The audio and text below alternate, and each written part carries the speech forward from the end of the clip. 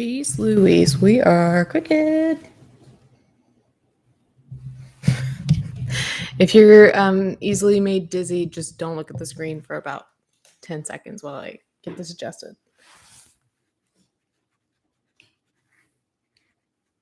Oh.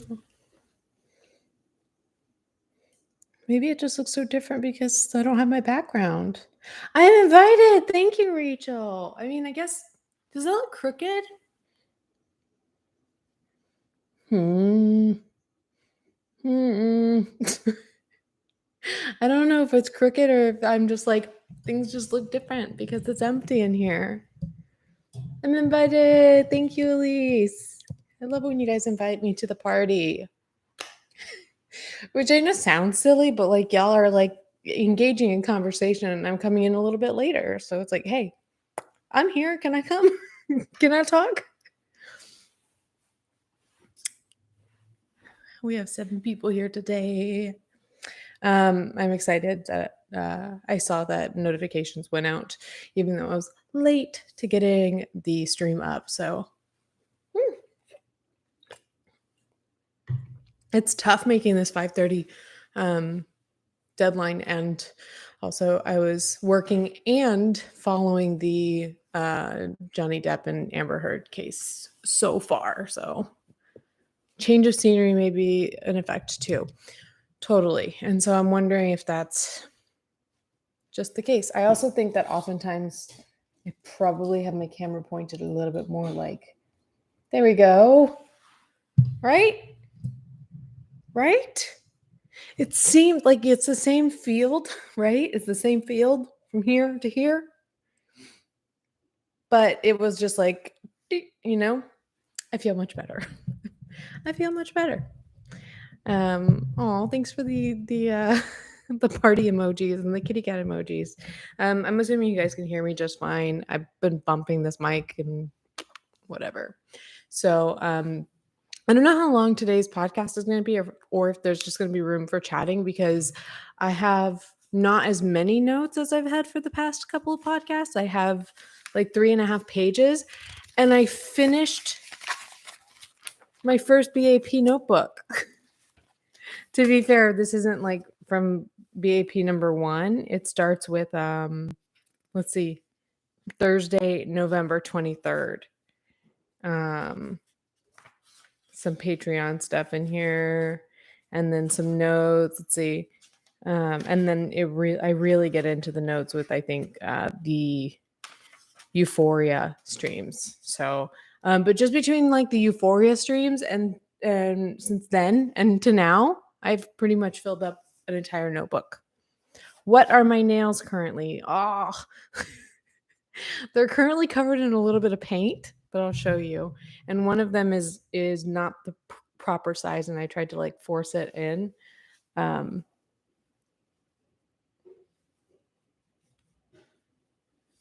I shouldn't tell you guys before talking to them, being like, hey, you should sponsor me. But Ahura/Vanity Table, it goes by both. Vanity Table. It's one of those things that like people hate the algorithms that determine our advertising. But I'm like, hey, if you're going to advertise to me, advertise things that I will like. And the algorithms have not failed me in that department. And so they were constantly recommending this vanity table, Ahura thing. And so I tried it. I never liked the I tried Jamberry. Remember when that was a thing? When like everybody was selling Jamberry? And I was like, I have a hard time painting my fingernails. I'm not very good at it. I'm not good at keeping up with it. Like, sorry, there are people talking in the hall, or in the alley.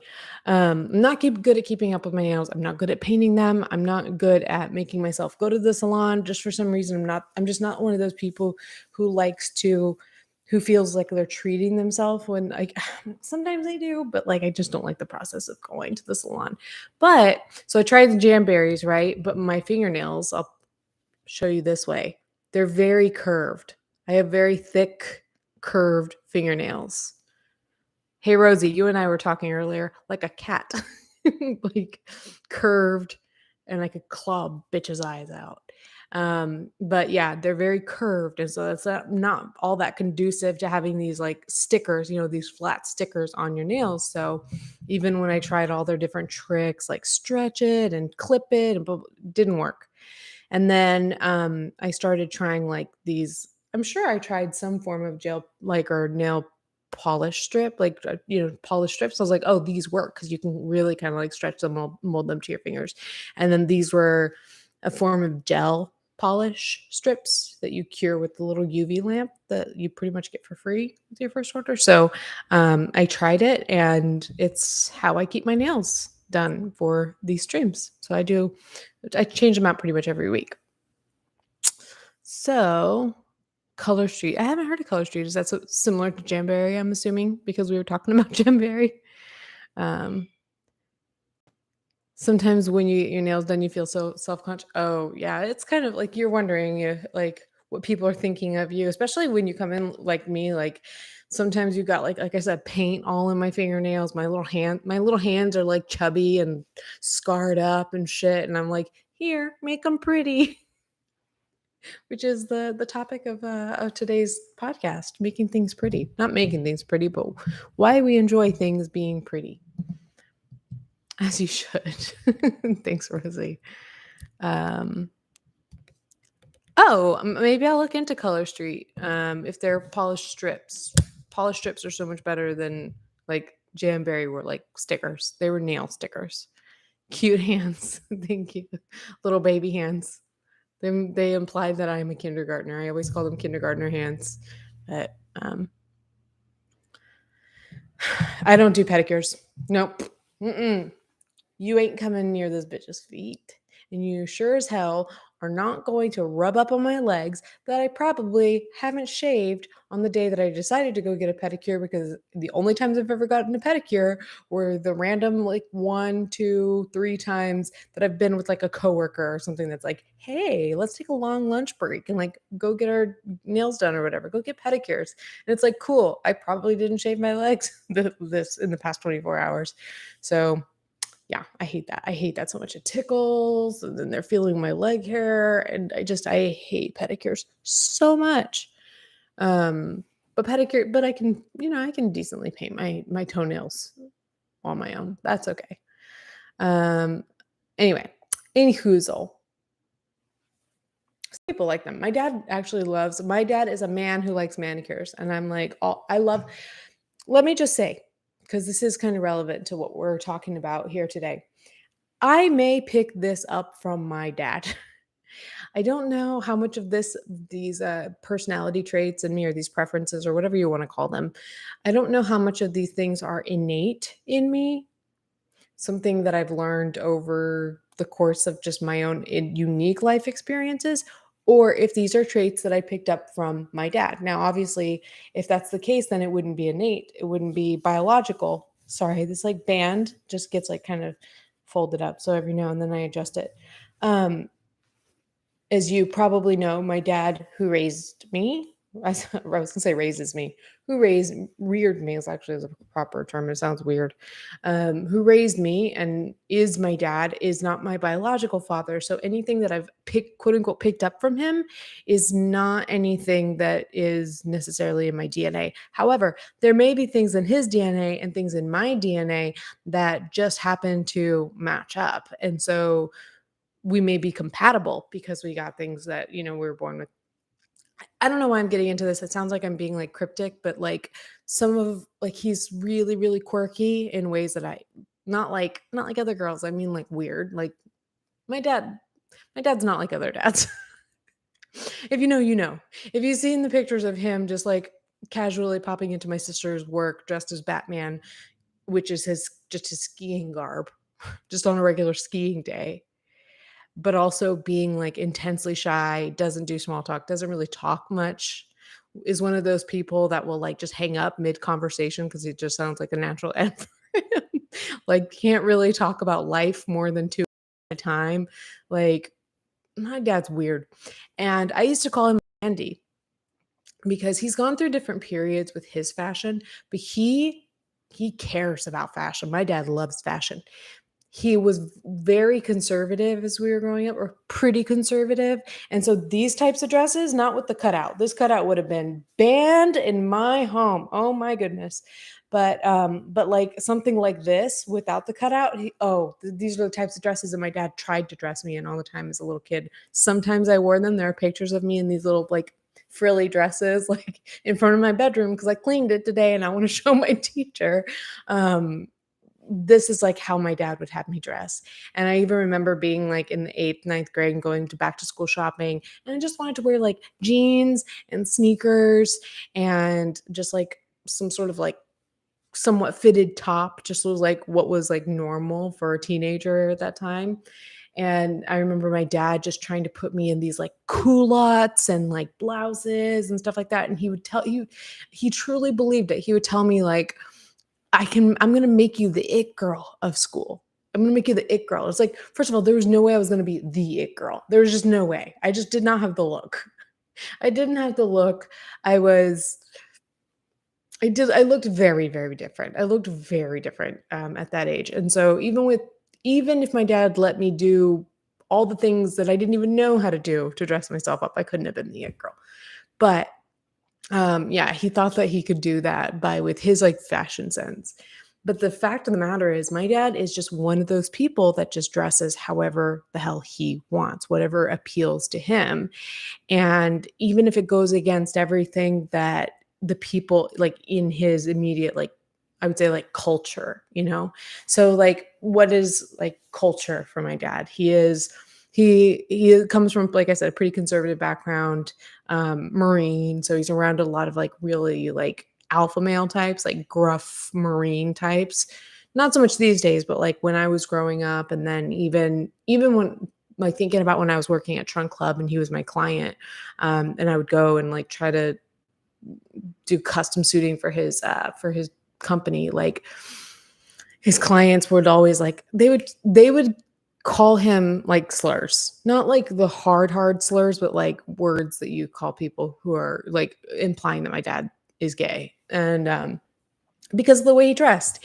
And I love the way my dad dresses, like, and or the way he dressed. These days he dresses like the guys from Dumb and Dumber when they got rich, and then they like would wear like the cowboy hats and then the fancy jeans with the fancy cowboy boots and stuff. Like that's my dad's thing these days. He's living in Vale and doing the whole like mountain man thing, but like the fancy mountain man thing.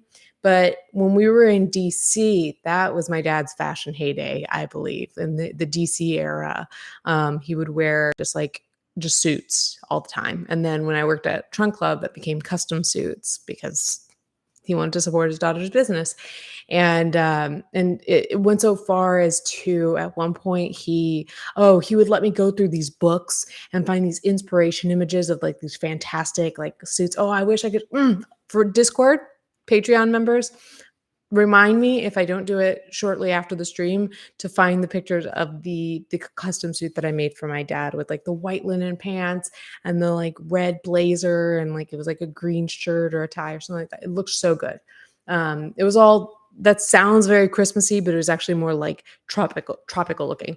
And then at one point he got like inspiration images and found these like Victorian suits that have the really long coattails in the back. And then they're very like short. They're about this short in the front. They're accurate, like about that short in the front, really long coattails in the back. And then like big, like the pants would be pleated up at the top and then tapered down at the bottom. And I never saw that suit, but he had Trunk Club make him that. And I was like, okay, we'll make you that, but also I get to design you something too. And so he let me do that where I did something very 40s inspired. And so I did a waistcoat, a vest that was like short as well. It was a little bit short, very 40 style because it went with high-waisted pleated wide leg pants. So like we see this in women's fashion a lot, but it really is a very classic look for men too. And I remember there was a guy when I went to rehab in 2012, there was a guy there who was wearing, I saw him like from way across because we weren't allowed to interact with the guys, but like from way across the campus, I saw him and he was wearing these like dress pants that were like wide leg and high waisted and pleated. And I was like, damn, those are some nice pants. That guy's got some good taste in pants, and I'm telling you, it looks so good. I could definitely, for sure, see it on somebody like um, Harry Styles, of course, because like we associate him in women's fashion and that one, but like Timothy Chalamet, like people like that would wear this style of pant. So I did that, and then like I said, like a shorter vest, and then a pretty standard button down shirt, but a little bit looser in the arms and with a bigger lapel and just a little bit off white, like a little bit more of a cream color. Oh, just a dream, just a dream. So he is so cute. My dad is the cutest dad. He is the cutest dad. Um, and I just adore him. So plus he helped me out so much with my taxes this week and took basically imagine all of my house stress that I've been dealing with, take that off my shoulders and put the tax stress on me. That was even heavier on me. So I was crying the other morning. Again, I was talking to Rosie. You knew I was crying. I was having a hard time. I was thinking about stressful, sad things. And then my dad helped me with my taxes and then fixed a lot of things, and I feel so much better. So yeah, that was something I was dealing with. And on the topic of chatting with Rosie in the mornings, I need to maybe we should talk about my dream if we have time, because we probably will have time at the end. Talk about our dreams that we've been having lately. Because I had it weird last night. And when I woke up this morning, do you ever wake up and you look like you just went through like a war? Like you wake up and you look in the mirror and you're like, what's wrong with me today? That was me this morning. I had legitimate bags under my eyes, even though I slept probably a normal amount of time.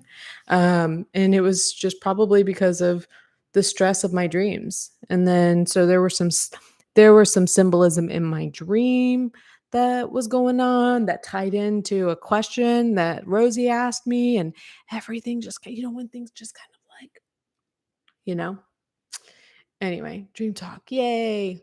Um, if you take in more than one melatonin gummy, I have insanely stressful and immersive dreams. Interesting. I just picked up these sleep gummies that Jake and I like yesterday at Kroger, and I brought them home, and we both had a couple before bed. But these don't have melatonin, because he specifically asked me. He was like, "Do you have any melatonin I can take?" Because he couldn't sleep, and I was like, "No, I don't have any." I was like, "I got Benadryl." Wanted, and he didn't want it. So I don't know. Maybe it was the gummies. I really like the gummies because I like them for anxiety too. They're like, because they're not like, they don't make you fall asleep, but they do help kind of like, yeah, I got 8 hours and 19 minutes in Fitbit hours, which usually means like 9.5. No, they're not Ollie. They are, they're just one of the brands that Target carries, Nature and Science or something like that. But they all kind of look the same. They're all like in a little like cube, and they're all blue, so they all kind of look the same. But if you do see them, they have like one that's like stress relief. Um, it's something like Nature and Science, or something like that. So L-theanine's fantastic. So we're gonna have to wait. Let's hold on to the dream talk, because I do want to dive into that in the end, but I definitely have to get into. It's already 18 minutes in, and I haven't. Now we have 21 people, so now I feel like the full party just about is here, and I need to get into my topic today. So we were talking about how my nails and how we want to make our nails look pretty, or like, I don't know. I feel like, like we talk a lot about doing things like this as self-care, and I'm sure like the aspect of like actually having somebody like manipulate your hands and your feet, like that feels good and that is self-care. But what we don't really talk about is like, is making your, like, this is going to sound silly, but is it self-care? And I legitimately want somebody to answer this question, excuse me. But like, is it is it is that the only element of self-care, or is it self-care to make your nails pretty, to make your hands look pretty? Like, does it affect you in that way? Does it affect you in positive ways that you feel like you're doing something good for yourself? Forget how good it feels or if it's stress relief or anything, just the act of having, if you blinked right now and your nails looked very pretty, if they looked like mine or they looked like something else you imagine, or somebody or the next person who's got nice nails, would that still be self care? Because I want to know. Go ahead and say, I think self care for pretty nails.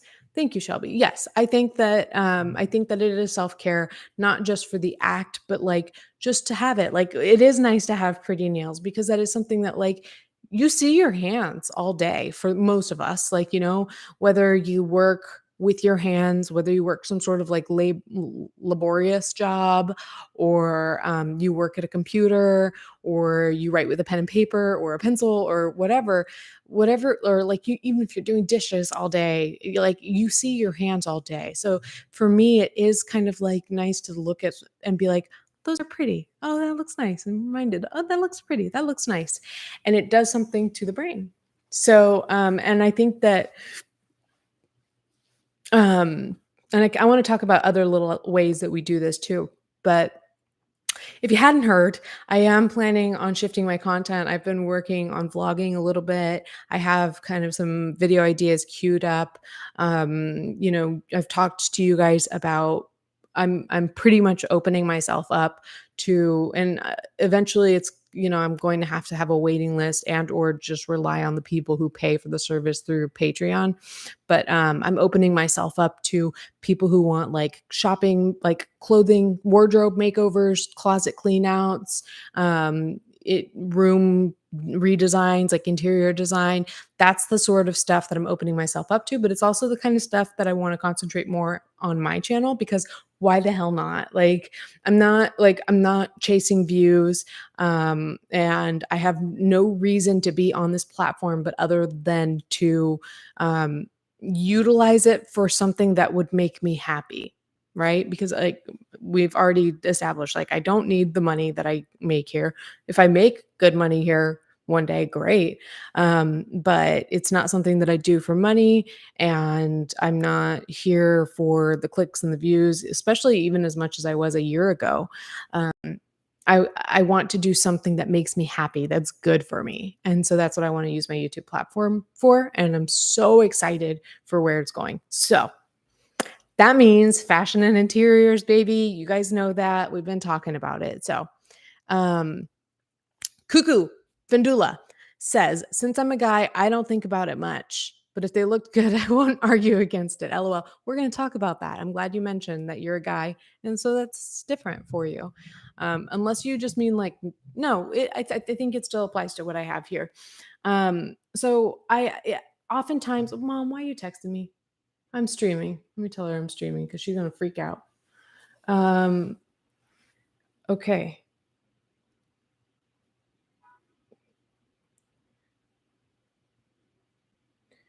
Um, okay. My goodness. Sorry, you guys.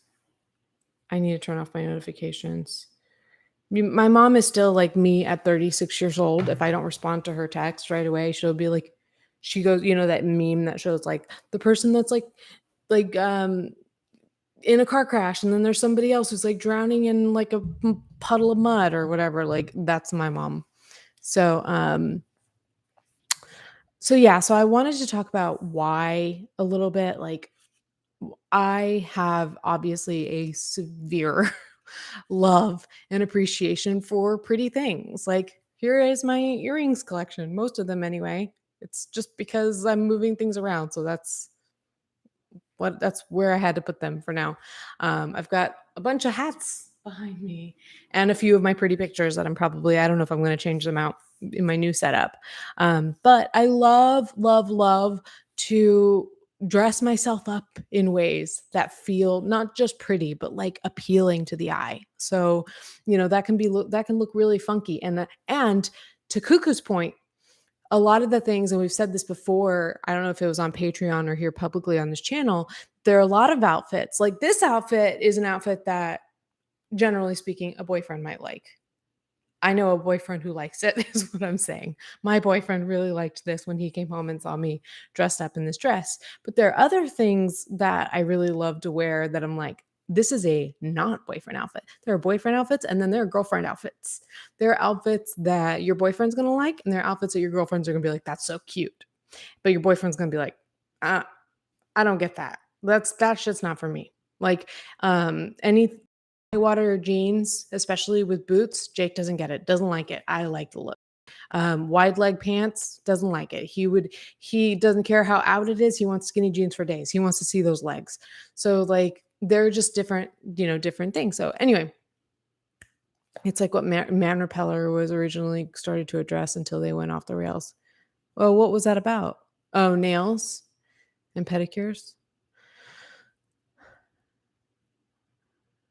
You're glad you stumbled upon me, Elise. I'm glad you stumbled upon me too.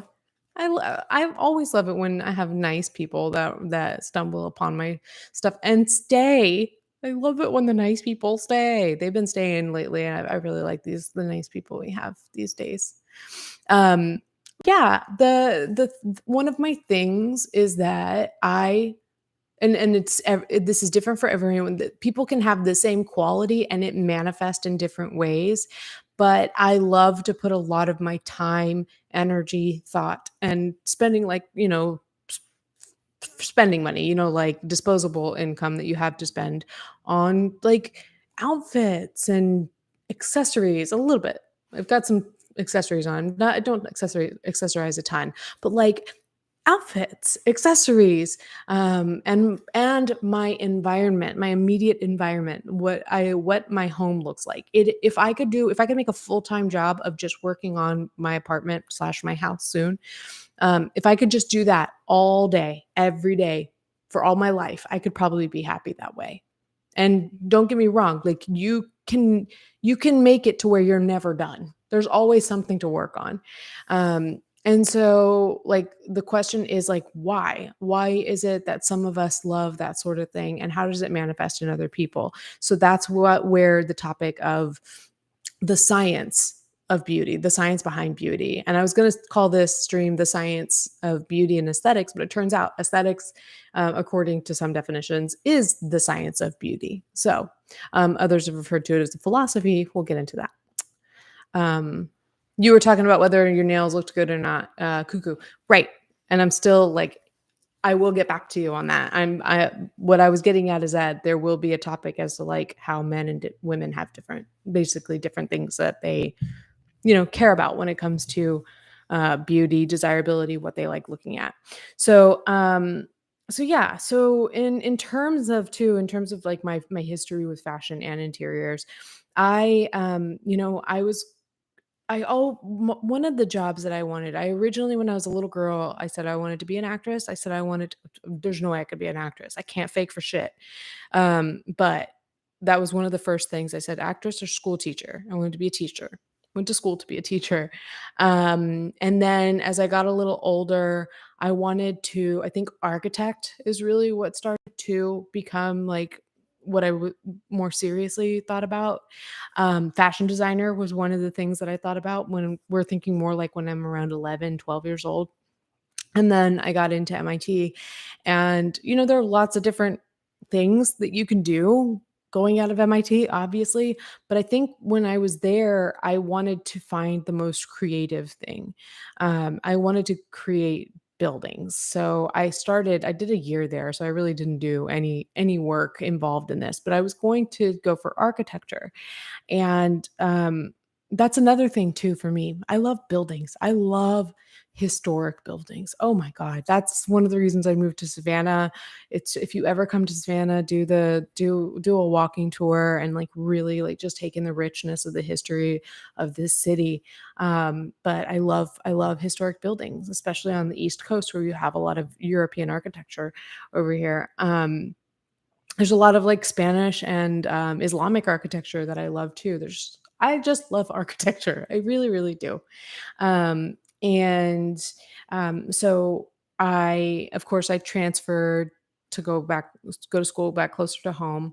And then uh, around 2013, I returned to school online, art school, and I was going to do interior architecture and design. And so there's a lot of architecture studies involved, but a lot of it was interiors so that we could, do interiors, meaning interior design, interior decorating and design, which interior design doesn't just mean, picking out curtains and wallpaper.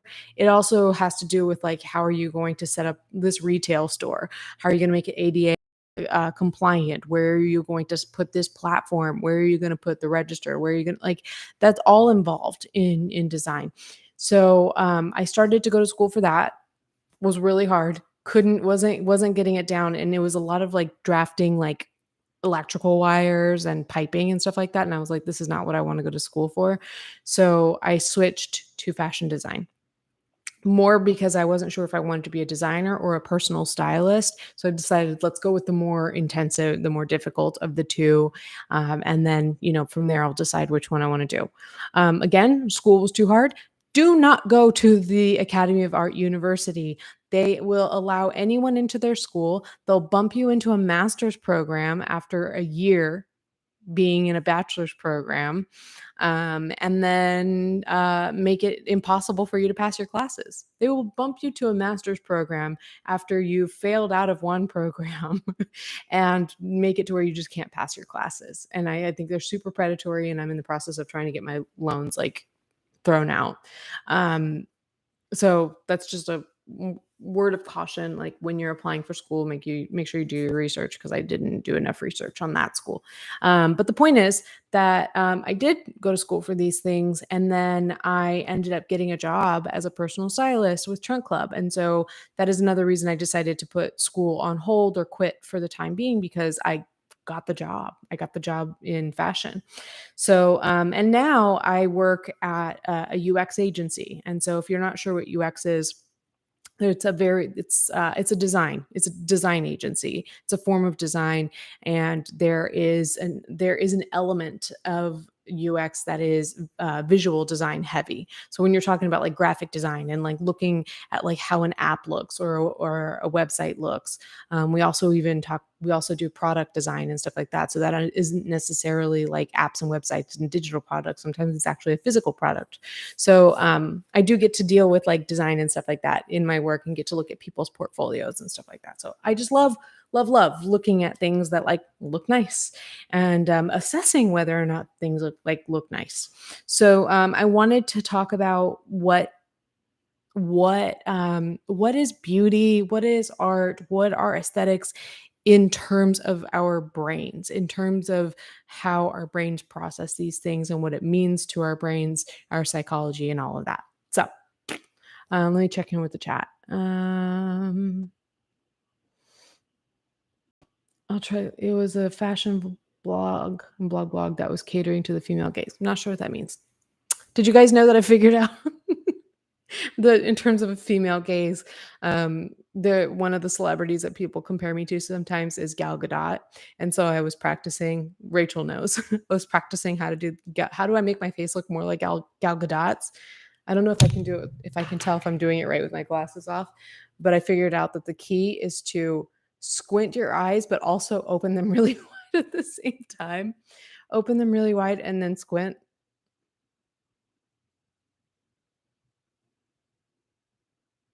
And that's how you look more like Gal Gadot. I study people, especially somebody as pretty as her. And so did I just agree that I'm really pretty? Like, I don't agree that I look exactly like Gal Gadot, but I don't mind being compared to her. um, so where were we?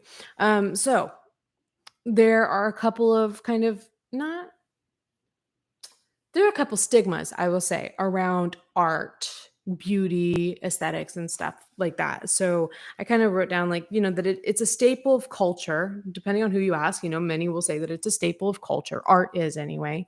But to some, it's a bit superfluous, that it's unnecessary. We don't need it. So then I want to look into like whether or not that either of those is true. We're not really looking at art too much or beauty too much from a cultural perspective. It's more scientific, but it does have a cultural element to it, obviously. As I found out, and by the way, look in the video description if you want to read these articles for yourself. I cited all my work there. But yeah, basically, I found that aesthetics are heavily tied to psychology, which a lot of us already knew.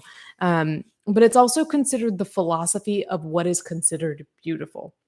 And that's something that, of course, people can debate all day long, just like with any philosophy, or just like any sort of subjective. But we'll find that it all comes down to it's different for everyone because everybody's got a different brain and different memories and different experiences.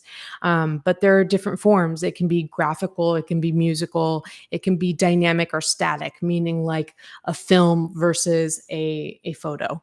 It can be divine, or another word for that is natural, or man-made. So meaning that like it can be nature or it can be a city. That's kind of one way to look at it too. Like Jake loves nature. I know a lot of people who love nature, and I'm just like that girl that like I don't get cool points for loving the city, but like I said, like I freaking love architecture. I love to see that like I'm one of those people that's like I think there's some things like the Northern Lights and stuff like that where I'm like, shit, like okay, God, I see what you're doing there. But like my idea of like what God can create is like boundless. I do have a Google Chromecast and it like flashes pretty images that are usually in nature or just images found around the world right now. And like, I'll just show you.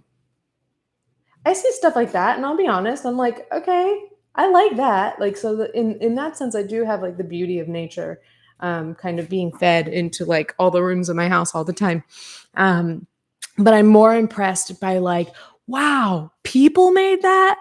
That's crazy. Like the pyramids in Egypt, like that's insane. Some people believe aliens made some of this stuff, Stonehenge and stuff like that. But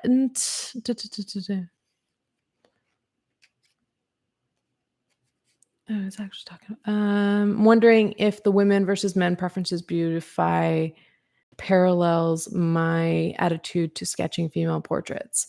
I tend to draw women I find beautiful, but not who I'm personally attracted to. I think that a lot of people would. I have a belief. I didn't find any like hard evidence in the articles I was looking at about what exactly men find beautiful or what they think about, but I think that it's typically we'll get there, but I think for women, it's a lot more nuanced in that we find beauty in a lot of little things. And I think that for men, it is a little more straightforward like that. Like, what would a woman want to draw? Maybe a beautiful woman. Like I've done that before. I've done a lot. We do that all the time. Girls do that all the time, drawing beautiful women.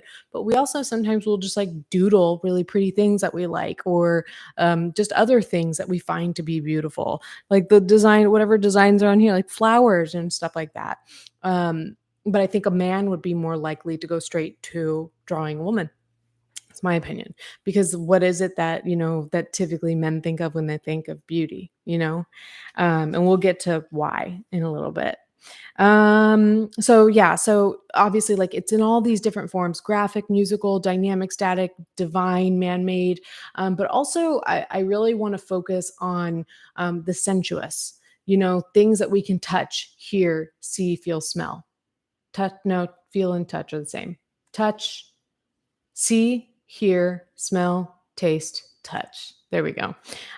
Pretty much all of those things like that create an experience that can be deemed beautiful. And so I did put the quote, "Beauty is in the eye of the beholder." So it's subjective. It is all up to it.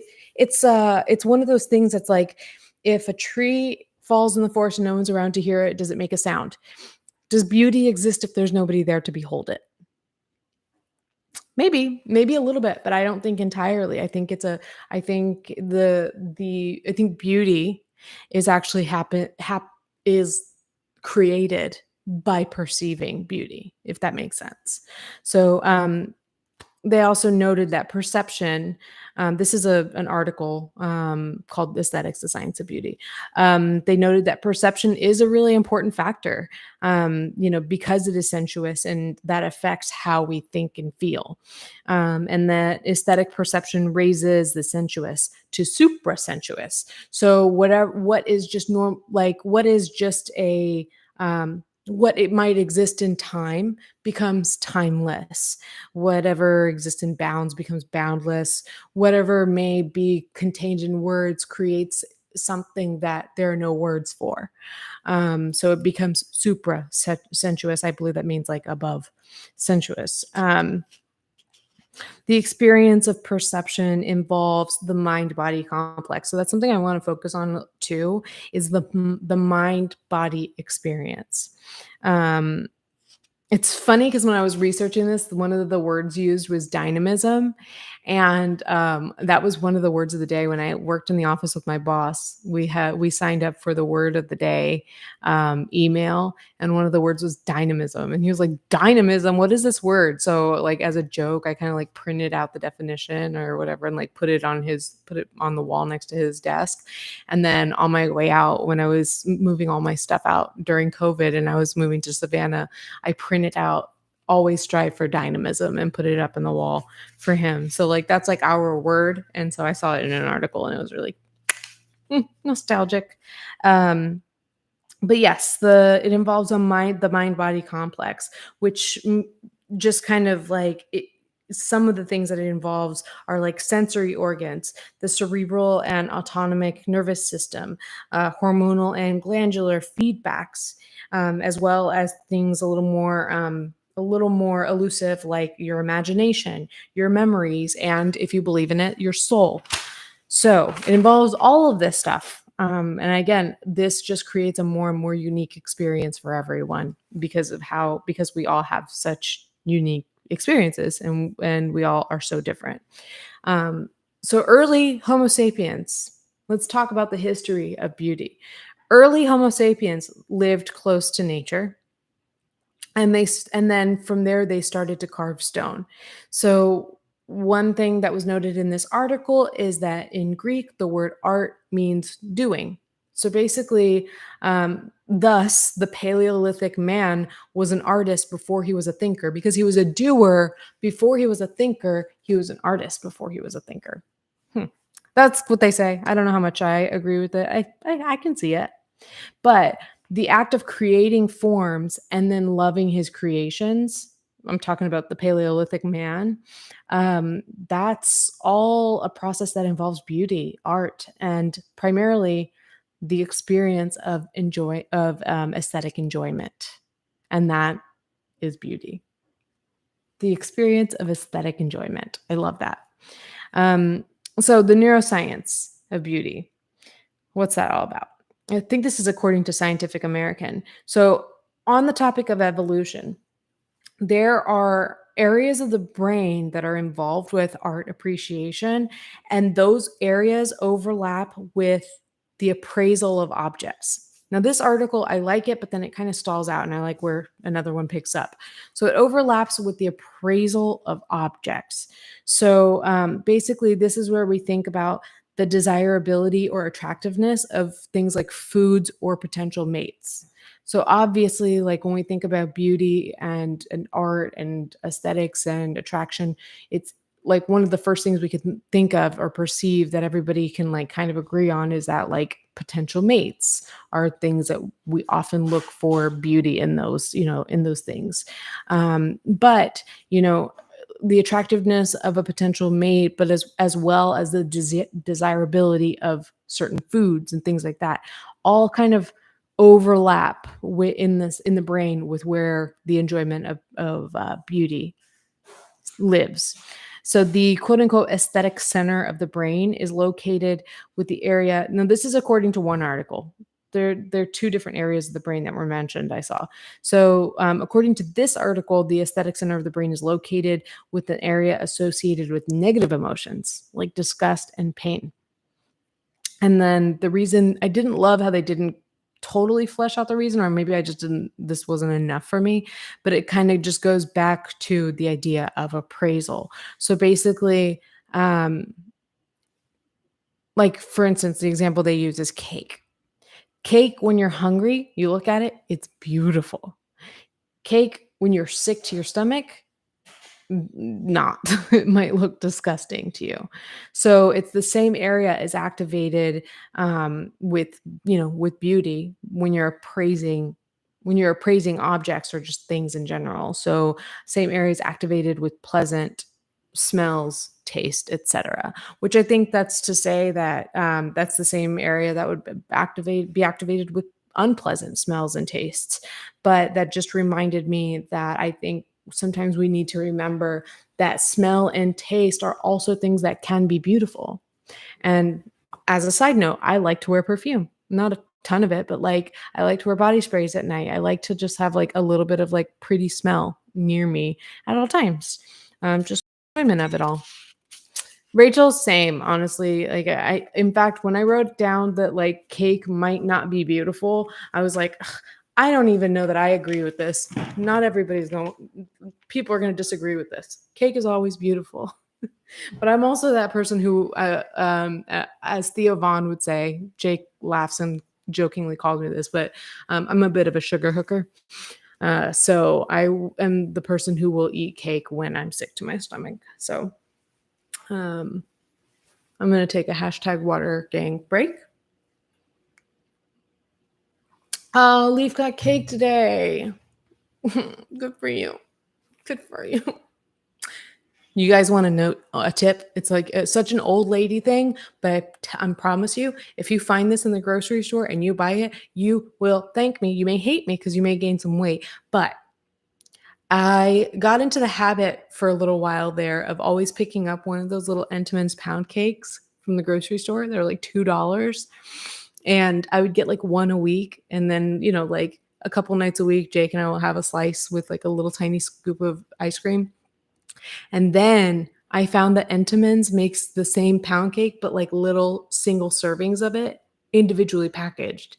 So you're talking about keeping the moisture in each individual piece.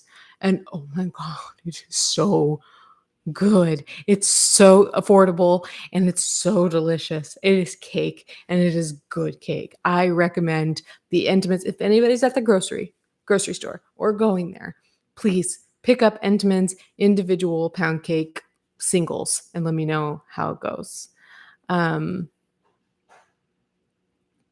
Cuckoo, if you look at the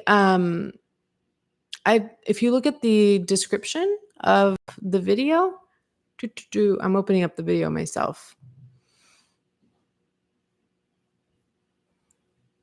Please tell me it saved. Yeah, the works cited are there in the video description. And while you're at it, if you guys don't mind, will you give the video a like while you're checking that out for me? Sugar, it might be ADHD and sugar making your brain work. That could be me too. I also associate sugar with or my sweet tooth with my sobriety because I didn't have it so much before I got sober. But every single sober person I've ever met has a strong sweet tooth because we're so used to drinking essentially sugar. Like, alcohol is, or like most liquor is like a form of sugar somehow. So when you get off of it, you crave sugar. So, Shelby, check out those Entenmann's. I'm telling you. Where were we? So yeah, but according to CNN, so we're talking about like where beauty lives in the brain, basically. So according to CNN, and beauty doesn't live in the brain, but really like the brain, the parts of the brain that are activated, that are involved when it comes to the appreciation of beauty. That's what we're talking about here. That is found, according to CNN, in the reward and pleasure center of the brain, which makes sense to me. I believe that like some parts fire off in that other area where it's like appraisal of objects. But I also think that like there's a lot of, I didn't get into all like the dopamine of it and all that, but there is like dopamine involved in looking at beautiful things and people and experiences. But let's see. But yeah, the beauty appreciation in general is kind of found in the reward and pleasure center of the brain. There are cultural trends with beauty, obviously. So kind of the examples they used were like in Japanese culture, there's a strong appreciation for asymmetry. And I think about this like when I think about like little like stoneware and pottery and stuff like that. That's pretty.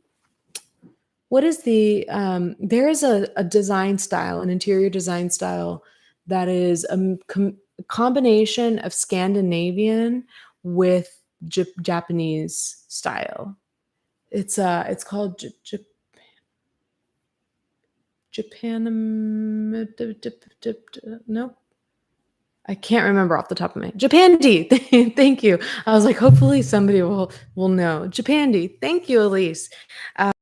So like thinking about the kinds of objects that are considered Japandi or consistent with that kind of aesthetic, very much like imperfect objects, especially objects that have been like, say they've been shattered, and then have you ever like broken a piece of pottery and then glued it back together and been like, this looks better this way.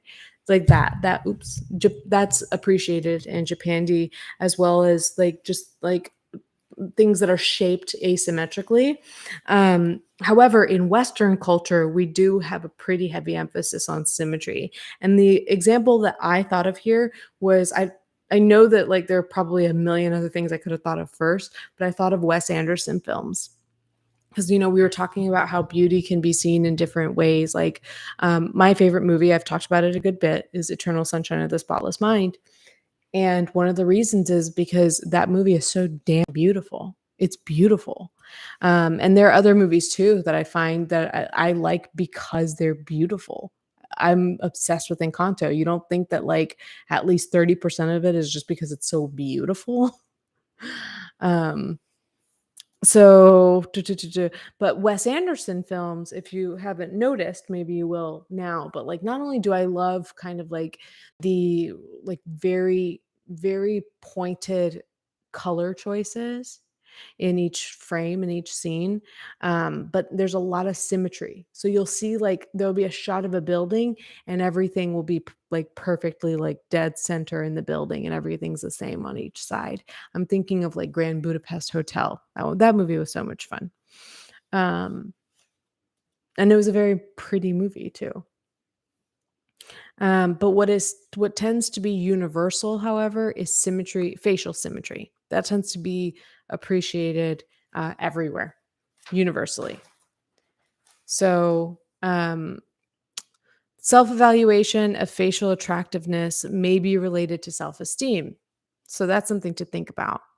And when I thought about this, it says based on commonalities in brain activity. So they studied brain activity on all this stuff, and they found that self-evaluation of facial attractiveness, when people look at their faces and they determine like I have a pretty face, I have a good look, attractive face, that also activates areas of the brain that show that where self-esteem lives. So it is believed that these two are linked, which makes sense. You think you're pretty, you feel better about yourself. So I wanted to ask if anybody else, like, do you ever have like a moment where you're like bored, or you had a bad day, or you're just not feeling great, and or all of the above, and you just like say like, fuck it, I'm gonna play with makeup. I'm gonna put makeup on my face. I'm just gonna like do a different eye look or something like that. I think that it makes sense that that would make you feel better. And it's another thing too, when you're going through, whether it be like rehab for substance abuse addiction, or um, other mental illnesses like depression, one of the things that will be a sign of kind of improved mental health is like taking care of yourself and actually like brushing your hair, putting on makeup if you are somebody who wears makeup, things like that, because that is a sign that you are taking care of yourself and investing in not only your physical appearance but also the links to self-esteem. So, hey, Coffee Bean, welcome, welcome. And thank you guys for liking the stream. I appreciate you. Um, so yeah, a couple of other really interesting points. Babies respond positively to beauty. People who are generally considered beautiful, babies tend to appreciate them. And studies also link beauty to things like power, salary, and legal matters. So I'm sure there's, in numerous things that beauty can be linked to, but it makes sense that it makes sense to us that like, people who are beautiful probably have more power in society, or, may have the potential for higher salary, or did I say power or salary? more power, more salary. Legal matters tend to lean in the favor of people who are beautiful.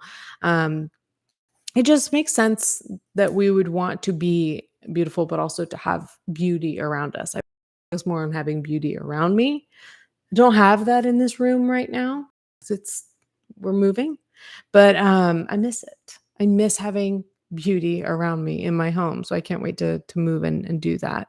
So according to Wired, the magazine, but online, men and women, here you go, cuckoo. I'm talking to you. This is for you.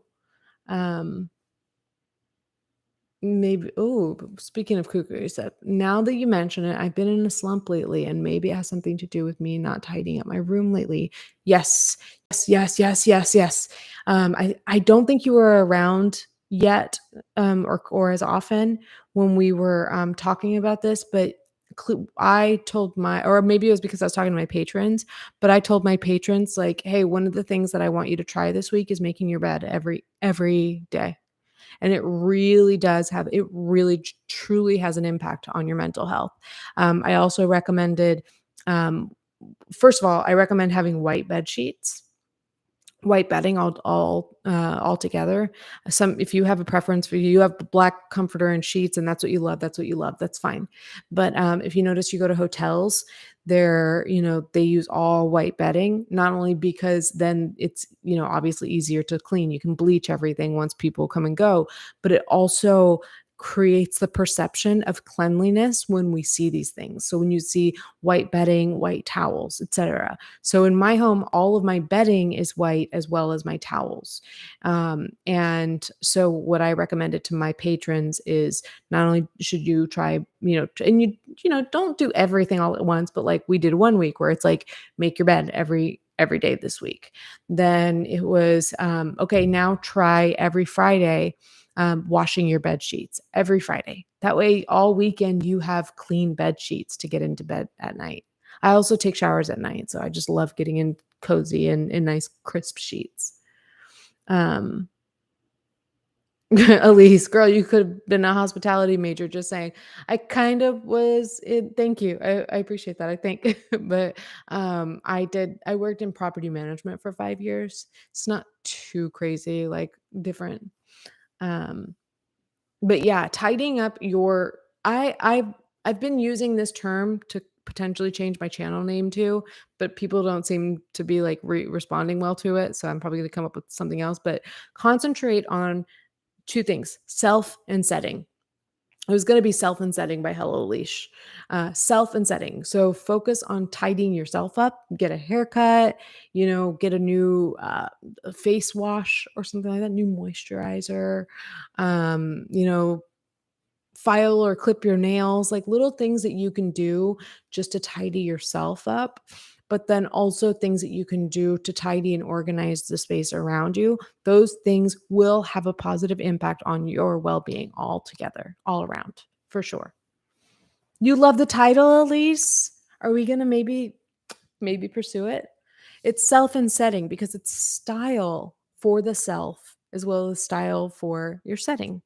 So, um yeah, that's the direction we're heading. I'm really I rhymed. I'm a poet and I didn't know it.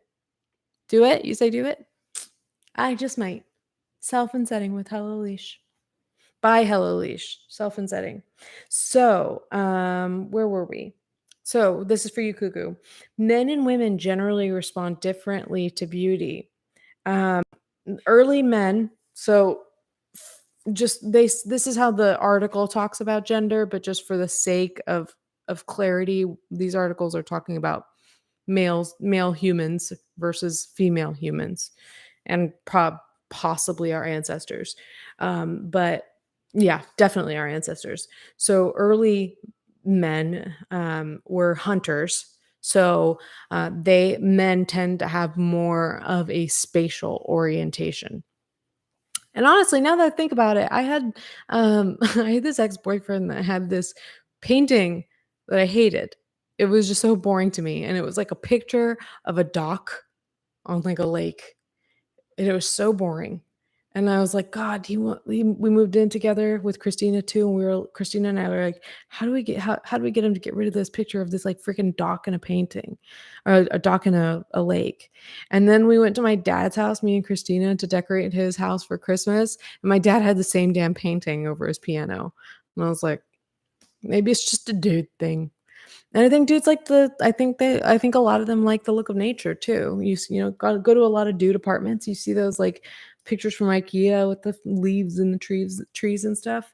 But either way, men tend to have, or males tend to have, and I don't even want to say males because I think I noticed too, like with trans friends that are on hormone therapy, that also impacts their taste. So I will just say, generally speaking, men and women, um, men having spatial orientation for space, and then women are gatherers. Don't forget this. So because women are gatherers, think of it as, you could also think of it as being, we are collectors. So I think that, like it was our job to identify edible plants. So it kind of makes sense that like when you think of flowers, do you really associate that with dudes? Like, I don't get me wrong, love a dude in a good floral button down shirt. Logan from Observe, those floral shirts, he needs to get more of them because I love that look. Three-piece suit with the floral. Oh, I love it. Love it. Love it. But that's also a choice, right? We associate flowers with women, and now it kind of makes sense, right? Like it was our job to identify edible and ripe plants. That's why you're a hoarder then. Rosie, I think you're just a squirrel. Maybe. Um, And hoarding is another one of those things too that I've had to fight. Like I've used the KonMari method a good bit. I've watched a lot of videos on minimalism. I'm definitely a maximalist, but practices of minimalism and the Marie Kondo's method have helped me to declutter so that I actually enjoy the beauty of my space more. So just something to think about. Um, but yeah, men and women find different things beautiful, is what they found. But the experience of enjoying beauty, they describe the same. So that's interesting. The actual experience of appreciation is the same for men and women. Where were we? So, I also checked out an article by Union Street Health Associates. It's called "The Theory and Practice of Art Therapies." And this one, because I really wanted to get into, okay, but what about the idea of beauty around us? Like, what does that do for us? And so they also talked about what I mentioned in the very beginning, that the concept that art is a luxury, quote unquote. That's a myth. That it's actually, the myth is that, excuse me, that art and beauty are not essential to basic human needs. And that is why art is being pulled from school curricula.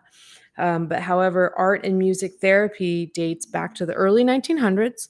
They were used on war veterans and patients in psychiatric hospitals, and some of the different, I guess, types, perhaps the types of therapy or psychology. The types of psychology included in our therapy are psychoanalytic, archetypal, object relations, humanistic, cognitive behavioral, and developmental, all related to art therapy, or art therapy can relate to all of those fields. And art therapy is used to work with emotions, conflict resolution, and increase of well-being. So that, keep that in mind. Beauty and art, basically experiencing beauty, experiencing art, experiencing aesthetics in any whichever way you do that. So for some people it's, you like to spend time in nature. For some people it is like, I'm a music junkie. Um some people it's poetry. It's just different for every person. But however you consume beauty and art, it is something that helps to regulate your emotions and your general sense of well-being. That's why I say cuckoo, clean your room. Clean your room. Um It's increasingly useful for the mind for mind-body health. So again, we're hearing this more often, this mind-body complex, mind-body health. It's been proven to be art therapy has been proven to be beneficial to trauma and disaster survivors, bedside healing, like in actual medical settings. And there's a really strong emphasis in these therapies on creativity and resourcefulness, which is a lot of fun for me. I think for me, of course, the dream is to be able to create spaces for people. I want to decorate your homes. I want to help you clean out your closet and redo your wardrobe. Even if we don't buy anything new, we just find which pieces to keep and which ones to throw out and or donate, of course, donate, sell, whatever, repurpose in some way. But like which pieces to keep, how to wear them, etc. I want to do that for people, but I think the enjoyment is going to be more so on my part because there is a process there. There is the actual beauty. Everybody gets to appreciate the beauty, right? Of a well-appointed room that's well decorated that like was perhaps part of my imagination and now it's somebody else's reality and perhaps something they wouldn't have thought of, and that's fun, that's beautiful. But for me, the process of creating, there's a process of resourcefulness involved in creating something beautiful, right? Because resources are not endless. Sometimes I have these fantasies where like money is endless and I can use it, I had $70 million to my name, so I could buy every single, wallpaper and fixtures and all sorts of decor and all that I want. But then again, maybe that wouldn't be as much fun because perhaps, and I know I say perhaps, but I know that a good bit of the fun is being able to create something amazing with whatever resources I have. And so I know for me, I've created pieces where like I had like a bookcase, like these bookcases were white from IKEA. If you go online and look for a bookcase that looks like this, the gold ones with the glass, they're like $300 plus unless something's changed in the past few years, which potentially has. But instead, I bought the white ones from IKEA and then I took them outside and I spray painted them gold. I probably need to touch them up. But I touched them up with gold spray paint and then I put them together and they looked like the 300, they're imperfect, but they generally read like those $300, $500 bookcases. And then you might have seen it on my Instagram. I have another one of these and I took a wallpaper that was just palm leaves and I taped it to the back side of one of these, and then it just made it look entirely different. So there is like a resourcefulness, and that is one thing that is a quality of mine that I love. That is one that I love to engage in, is that I am resourceful. Give me 5 items and I'll find a way to like make something out of it. And or for me, another big part of it too is just like I can imagine something that I want to create, and then I go, okay, I'm imagining what I want to create in this room or out of an outfit, it's usually those things for me. It could be different for other people. For other people, it's a painting, it's a film that they can create, but for me, it's like a room, a decor of some sort or an outfit. And I can imagine it and I'm like, okay, we're going to put it together now. And I think I want to do a series where I will be putting together, like, let's do monochromatic outfits. Like that'll be so much fun. And I can imagine it. And it's all a matter of how do I actually implement it and make this thing happen that is so much fun and that's so rewarding when you kind of, and I've gotten better at it, where like what I imagine and the finished product, when they are, you know, closely related. I can't say one and the same, but when they're closely related is where there's a lot of like reward and fulfillment. So, yeah, so like the creativity and resourcefulness aspect of it too. Yeah, that's part of the reason that like why I love it so much. And then when I'm done being creative, when I'm done being resourceful, now I'm surrounded with more beauty, which we have found has a positive impact on the brain, emotions, and well-being. So here we are. This is what we're doing now. Bet Davis says cooking is that for me. See, that's one thing that I didn't think about or didn't mention much of. I mentioned, oops, sorry. I mentioned taste, but that's a good point. And especially these days, because I watch a lot of these videos, I'm total boomer mode right now. Okay. I cannot, for some reason, I cannot bring my, perhaps because it's just another app to open. I can't remember to like get on TikTok and to watch TikToks. But Facebook videos, for as bad a rap as they get, they've started getting better. Like the algorithm has really started to pick up things that I like to watch and things you don't even realize you like, and I'm sure TikTok does the same thing, right? It ends up feeding you things that you didn't even know you liked, but because you ended up like they served you maybe one video and then you ended up kind of just you stayed, you maybe watched it again and then it served you another video like that. And then after a while, you realize, holy shit, I really like cake decorating videos. I didn't, 3 years ago, asked me if that's something I would have liked. I would have been like, I don't know. Probably not. I'm not really that into like food related stuff. I'm not like a chef or anything like that. But like cake, yeah, cake decorating or just like when, one of the ones I was watching today, it was on LinkedIn. It was like recreating like a rose in a glass case. Um, but every single part of it is edible, like things like that. Or like that whole show, like, is it cake or is it like an item? Like, um, I can understand how like you have the end product, which is, you know, there's a couple of aspects of it. There's the visual aspect of it, right? And then there's the experience of tasting it. And the taste, if it's good, if it's a positive experience, is part of the experience of beauty. But to my point about the art therapy side of it, for me is the creation, the resourcefulness. And I feel like to Bet's point with cooking, it's the process. It's the process of I'm the one that's going to heat up the stove however much I'm heating it up, or the oven to however much I'm heating it up. And I'm the one choosing to put this much of this spice in here. I'm going to leave it cooking for this long and I'm going to do this with it and do that with it and arrange it in this form and do it in that form. And then there's that's a whole process. And then you see it come to life. That's kind of like one of the things that people think is so weird about me. And it kind of is, but I've never tasted sushi in my life and I don't want to. I'm not interested in seaweed, not interested in raw fish or seafood in general. I don't eat seafood. However, I love to make sushi and I love to watch people eat it. It's a lot of fun. It's a laborious process.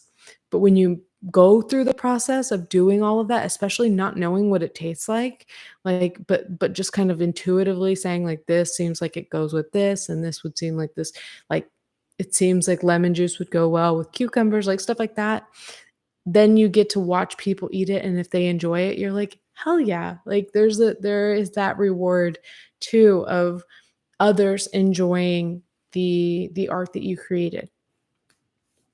Let's see. Yeah, Leaf, I don't hate cooking. I kinda like it, but I am such a picky eater that, there's just not. I don't have kids. It's me and Jake. So, like, there's not that many opportunities to really, like, sit down and be like, "I'm gonna cook a whole damn meal." So I'll probably do it, like, once or twice a month, like, not that often. Let me I'm looking at my phone real quick. Hey, can you talk to mom about this? I would pay just paid appraisal. Okay, sorry, my parents. It's my mom's nagging me about something that my dad's supposed to take care of, but it's for me, so I was like, she's got to go through me, and like, it's uncomfortable, but I don't want to think about it. So that's why I wanted to take care of it really quick. Sorry about that. So, what did we end up with? Oh, y'all are addressing each other. That's so much fun when you guys are chatting with each other in the chat, chatting with each other in the chat in the chat. Elise, yeah, no, I couldn't do a veggie sushi roll. Mm-mm. I don't do avocado. Nope. Cucumber I'm okay with, but cucumber and rice, um, I don't it's not even the taste of the seaweed, it's the idea of what it is. Like, I think I could be wrong, somebody help me out if you understand, if you are also this or you are or you understand it, but I believe that it's like an autistic experience thing, that there's like um, a like just being overwhelmed by certain stimuli. And, for me, there are just certain like, I I can smell seaweed. I can smell it, and if I can smell it, I can taste it, but it's all psychological. Like, one of the things I tell people is that, like, human meat might taste good, like, I don't know, it might taste good. It might taste like chicken. That doesn't mean it's not gonna mess with my head. That doesn't mean I'm gonna be comfortable eating it. Similar thing with, like, lamb. I actually, like, I've been pressured on a couple of occasions to try certain things, and I remember tasting lamb and being like, "I know, like, sensuously, like, this tastes good, but, like, mentally, it's not, like, I'm not enjoying knowing that I'm eating lamb, like, I'm thinking about the lamb." It's weird. I am like borderline vegetarian just by how grossed out I am by stuff sometimes, but yeah, I can prepare meals for the cats. I've thought about that.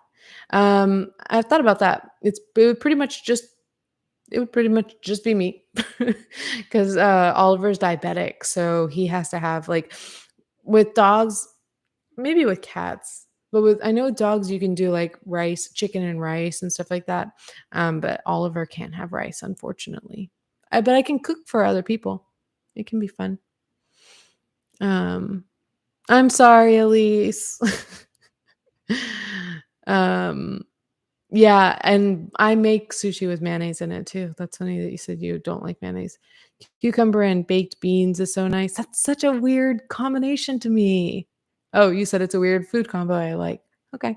I like cucumbers with lemon. I think it's really good with ranch, but that's not a weird combination. I think it's pretty common. What is a Boston butt? Potatoes, carrots, and onions over rice. That doesn't sound too bad. Almost sounds like it almost sounds like my mom's beef stew. She would make beef stew and then we would eat it over rice.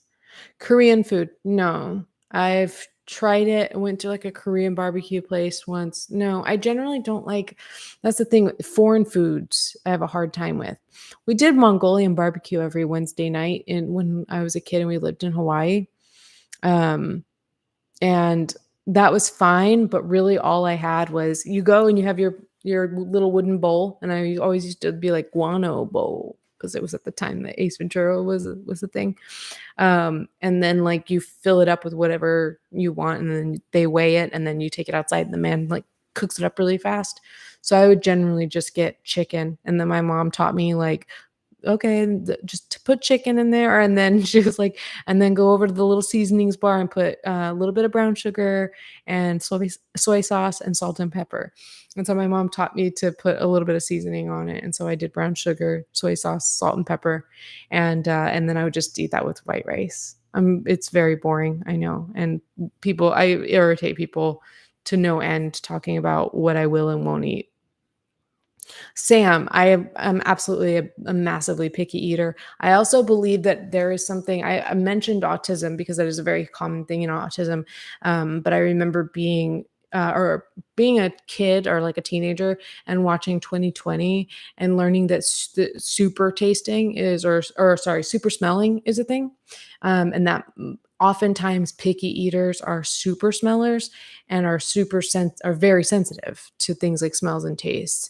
So, an example that I think of with this is that I remember when I was in college, so it was probably somewhere around 2005 or so, Ruffles changed their oil that they cooked the chips in from like regular like vegetable oil or something like that, corn oil, something like that, to to sunflower oil. And I remember being able to taste the difference, and I remember my friends being like, "No, you can't." And I'm like, "Yes, I can. I can taste the difference. I can taste where it tastes a little bit like sunflower seeds." And they're like, "No, that's all in your head," because they thought that I was trying to talk myself out of it I really didn't mind it that much. It's one of those like didn't gross me out too much that it was sunflowers, like a sunflower seed taste. Um, but like you really could give me one chip of one kind and one chip of another kind, and I would have known the difference. And that's just one example, I think, because like everybody else was like, no, it's in your head. And I'm like, no, that means it's you're just not able to taste that or smell it. Oh, Boston butt is a roast, so that makes sense. At least you have sensory issues, so you get it. Can your food touch on the plate? Generally, yeah. I generally actually eat foods that I like mixing together. That's something that where I am different from where the autistic stereotype. My brother was like that when he was a little kid, is that the whole like, it can't touch, don't let it touch.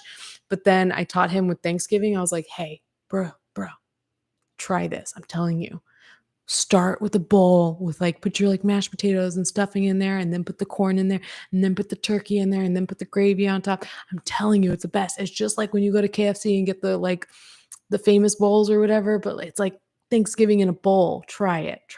And he tried it and he was like, oh, that's the way to go. That's the way to eat Thanksgiving. Cilantro doesn't have much of a taste to me. Doesn't bother me, rather. Um Water tastes different from everywhere in Volvic. What is Volvic water? It's that like out of a volcano? Because it sounds like vagina water. Volvic? Volvic water? If I don't like how something smells, I'm not eating it. Nope. Yeah, that's why I don't understand how people eat seafood. I get it and I don't, because people pretty much agree that like a lot of seafood stinks. Like smells like fish is not a compliment. Um, but at the same time, like Taco Bell smells good if you know it's Taco Bell, but if you don't know it's Taco Bell, it smells pretty bad. So I don't know, maybe that all kind of goes back to that the portion of your brain that is appraising objects. You know, Taco Bell, good example of like like I said, like it's cake. Cake is good when you're hungry and bad when you're sick to your stomach. That's distinct smell of Taco Bell is good when it's Taco Bell, bad when it's what else.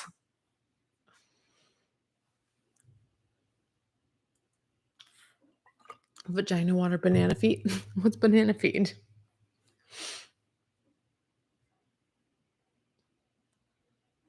It's an English water brand. Oh, I like just good filtered Brita water room temperature. Gives water gang a whole new meaning. Basically, never mind. Am I clinically diagnosed? No, I'm not. I'm not. It's something that I would love to I would love to be formally assessed.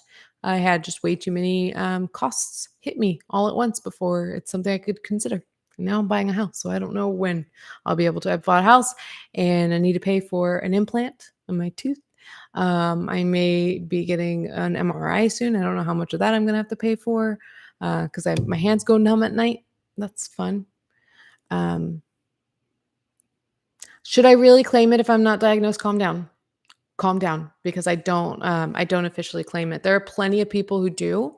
There are plenty of people who they do the research like I've done. I've been coached by other people, and in fact, one of the people, I don't know how long you've been around, but one of the people who it was actually the people in my audience that recommended that I might be. Um, and it was two people actually that are involved in the process of diagnosing autism and providing therapeutic services to people with autism that believed that I was. And then there was somebody who I was friends with at a time who is autistic that recommended some resources that they use to help get diagnosed, and I used those. And then I had a lot of discussions with people around the characteristics of it. And so there are plenty of people who self-diagnose at that point because it costs something like $2,000 just to get started testing. There are lots of people who self-diagnose, and plenty of people who have told me just to go ahead and just like claim it. And I still don't. Like I always say it tentatively. I always say it might be this, it might be that. So Um, I speak as if I may have it, to be clear. Um, okay. You know how much it costs, so you get it. Um, the chat was doing the chat was doing banana feed a couple pods ago, but I don't remember why. That's funny. Um, Yeah, I'm one of those people who tends to be like, I'm never going to say that I'm autistic with like definitively without a diagnosis. When I've been given the green light by plenty of people who are like, no, like you have every right to. And I'm like, I'm not one for self-diagnosis, but yeah, I'm pretty sure that it's that I have autism or ADHD or both. Almost positive neurodivergent. But I don't, yeah, it's one of those things that when, I don't know what gender you are, um, or autistic, but it's something that oftentimes goes undiagnosed in girls growing up.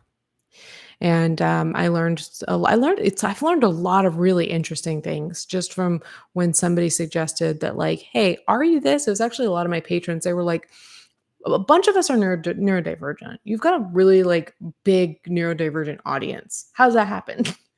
And then they're like, also, we think you're one of us. A lot of people were like, because they would even talk to each other and be like, hey, are you like me? Do you see some of the things she says or some of the things she does and go, one of us, one of us, one of us. And so they would like point out these characteristics in me and stuff like that. And so I found there was a lot that I related to. So it's actually helped me a lot. It's helped a lot to consider the possibility that that may be the case because then it helps explain things. I need to leave the room when Jake is putting like doing shit with the dishes and cooking because he has like all metal stuff. Ugh, just thinking about me, I have goosebumps. I don't like it. But like the tinging sound that his metal like cooking, he's a cook type, and that like really irritates my ears, and so I need to literally leave the room, or at the very least, if I can't, I will plug my ears really tight. Things like that. That's like obviously not that in and of itself is like not diagnosable, but like just this in and of itself is not. But I've done tests and looked at a lot of resources. How's my mental health been lately? I've been really, really stressed because I've been buying a house. So it's been that part has been really hard, but I would say it's been hard. It has not been bad. I've had to I've had to take a lot of care of myself. Um, in fact, I was thinking about doing a podcast about the concept of finding oneself for today, but then I was just afraid that that might invite too much like negative energy from like people that are still hanging around the internet. Not hanging around the internet, but hanging around where I hang around on the internet. But yeah, I had to go through a whole process that was like took a few months to put me in a better, and I had no choice. It was like you're either going to like go down like a sinking ship, except for no, you're going to go down like an airplane. It's going to be a crash, or you have to do something to take care of yourself and put yourself in a better place. And so that's what I did. I was like, you can either let this kill you, or you can let this like basically do the work and hoist you into the next phase in your life where you're in a better place. And you have to be in a certain place in order to not let let's talk about this for a minute because I think about it too. I don't care as much these days. Obviously, I don't care so much about like the drama side of commentary.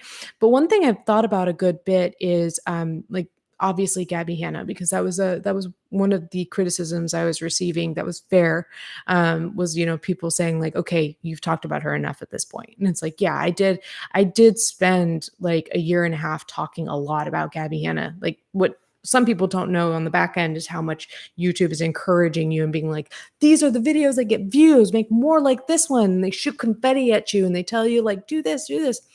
But the point is, that yes, I agreed that I was talking about her too much. I don't care about so much what she does. I'm not as like disgusted, turned off, or like offended by her behavior anymore. But one thing that I noticed is that when I was going through something really difficult on my end, like being publicly shamed and stuff like that, one of the things that the people who don't like me, and I'm not talking about like any particular group of people, I just mean in general, like it's happened since I became a YouTuber. Like when people don't like me, they call me Gabby Hanna because they think that like that will offend me. But I've thought too, like going through like experiencing things like scandals and public shame and gathering haters online. It did like help me generate some sort of like a certain kind of compassion for her, a certain kind of empathy for her that I didn't have before, because you kind of have to go through a certain similar experience in order to feel any of that. um, it's sympathy otherwise. You can conceptualize, but you don't know the experience. And then I really started to think about like, okay, because of course, if people don't like me, they simply put, there are probably a couple people you have to be at a certain level of understanding people where you can say like, I don't like Alicia, but I see that she's doing well, right? And like one example of that too is like, I don't like so and so, but I like this about them. And like all of the people that, I've fallen out with, I have that. Like I don't like them, but I like this about them. I don't like that person, but I will forever appreciate them for this thing they did for me this one time.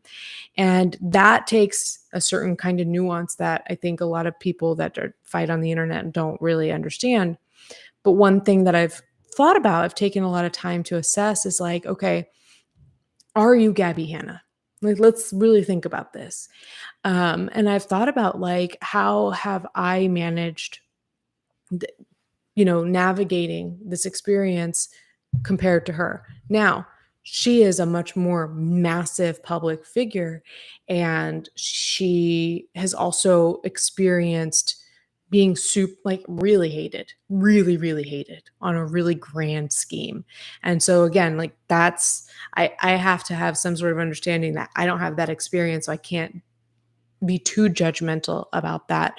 But I could see how like when she went through her experiences being like, I'm going to make a series and I'm going to make a video on this person and this person and this person and this person and set the record straight.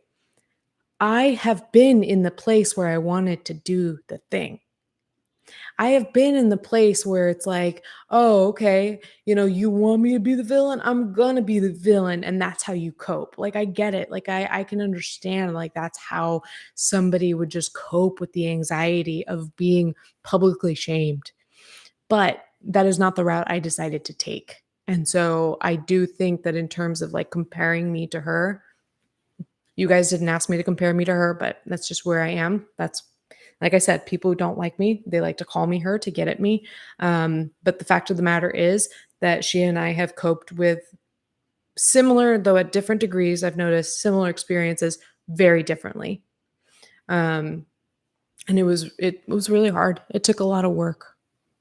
Um, hmm. I don't think anybody should be ashamed for their appearance. Yeah, that's so shitty. Um, Sorry, I was talking for a while. I didn't see what anybody was saying. Uh, do do do. Thanks for the insight or the input, Janina. Hey, Logan.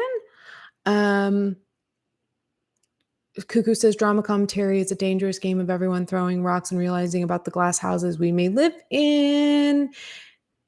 I would say without realizing. That's what I would say. That's what the drama community is like. It's without realizing. Because that's one thing that I said that I wouldn't do. I would not criticize people for the things that I do. But of course, if you don't like somebody, you're going to find a way to twist. And like we all do this as human beings. You're going to find a way to twist something neutral into something bad if you dislike somebody and something positive if you like somebody, right? So it doesn't really matter. It only matters what I say to the people who are truly open, or like neutral and open. Neutral can be a spectrum. You can be like neutral, leaning on towards like disliking me. You could be neutral, leaning towards maybe liking me, giving me the benefit of the doubt. But either way, like you have to be like you have to really be able to have a nuanced conversation. You really do, in order to truly see positive and negative changes in people for what they are. And also, the other thing too is that if I'm nothing if not honest. And so like that's something, and of course that's another one of those things that's like you have to just believe me because what would a liar say? So but that is also what I understand is another trait of autism is just kind of this like literal thinking and this like I will not I won't lie. Like I keep telling like just things like when talking to my mom about, she works at the banking institution or the financial institution where I have my financial services. And I was applying for a home loan and I was trying to get my mom to help. And she was like, well, you need to do this online. Like or not online. You need to do the application over the phone. And I'm like, well, mom, they're telling me to do it online. And she goes, well, tell them you don't have your computer. And I'm like, no, not doing that. Mm-mm. And whenever I've tried doing that, like whenever I try doing what you're doing, it goes wrong and I won't do it. So it's a lot easier for me just to say the thing that's true and then just deal with whatever backlash there is. Then I'm not good at faking it. So yeah, you have to be truly open, I think, to believing somebody, um, to believe me. So profound. Um, The self-help gurus that scam people, at least. Yeah, I think what you're describing sounds like Cruel World, Happy Mind. I do still kinda like her stuff. There's some commentary that I still like. I like Abba and Preach. I like, Cruel World, Happy Mind. I like, Emily D. Baker, like, court, like, legal stuff is so fascinating. I'm not closed off to commentary. Logan from Observe, like, he does body language analysis, which is interesting, which is a different take on commentary, but it's all commentary. I'm not completely closed off to that world, but I am not spending my days studying whatever Deaf Noodles is the first person to report, like that fast paced, like fast food type of consumption of like just people just disliking each other. And taking a step back from it, you really do realize that like, oh wow, people really do like, because I listen to it now, even people talking about people that I generally disliked before, and I'm like people talking about Gabby Hanna. Like, I'll watch a video now and I'm like, "Y'all really care about this? Like, y'all really think that she's being offensive and maybe just not just, like, a little uninformed?" Like, one of the things was, and I apologize to anybody who saw this and felt this way, and I don't mean to offend you, but, like, she did a TikTok where she was just saying, like, "Hey, if you've got depression, like, you should find some hobbies." Like, because I realized that, like, I have hobbies for days and I have some, and she could have been like, I don't know her mental health stuff, but, like, it seemed like it could have maybe been a manic state, perhaps a little bit, tiny bit, where you're like, "Everything's amazing. I have so much energy. I can do this and I can do this and I can do this." And I know that feeling of being like, "Oh my god, I have too many hobbies for than there is time in the day." And that makes me so happy, and it's such a cure to any sort of like, shit feeling. I know that feeling, and she said something like that. She was like, you're depressed? Find a hobby. It's so great." And the fact that the internet was like vilified her for that, I'm just like, sure, it may be tone deaf in some ways, but she's not a bad person for saying that. She found something that worked for her. Like, and this is what I'm realizing is like a, a, a trait of the drama community that like that I just like I was so entrenched in. I didn't see it when I was in it, and now on the outside. Oh yeah, dark history is not in my mind anywhere near drama commentary. It's so good. It's dark history. It's history. True crime is still interesting too. Um, yes, always safety first. Do what you have to be safe.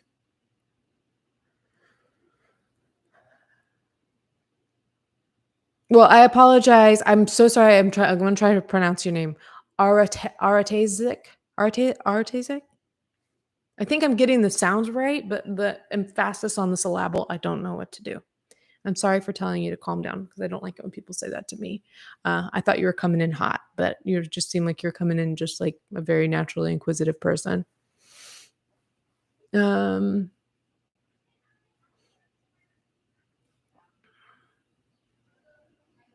Let me see. You love my setup here, Sam. This is my moving out.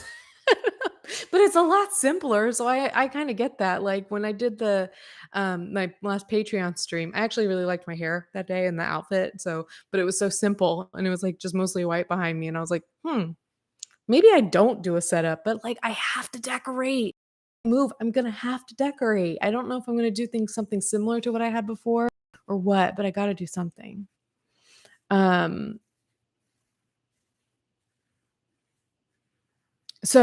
I before I go though, you weren't offended. You're awesome, actually. Thank you for coming in here and speaking up. I do love somebody who challenges me but believes me. Honestly, that's what it is. Come in, challenge me, challenge the fuck out of me. And I love that. But as long as you are going to trust me when I give you an answer. That's how I feel about people asking questions and like doing the whole like, I'm gonna hold you accountable and we're gonna ask you questions and see if you'll be honest. And the thing is that, and like this, I don't know if it's like the drama community. And like when I say the community, I mean like the audience as well, or if it's just like fighty people on Twitter, but I think that there's a higher percentage of people who fight in the drama community because it's people who consume drama. It's like, and you have opinions about drama. But like a lot of people in that community will approach people that they don't like, and they'll be like, okay, so I want to see if you're going to take the criticism. Or I'm going to ask you some questions. And then they go, so this.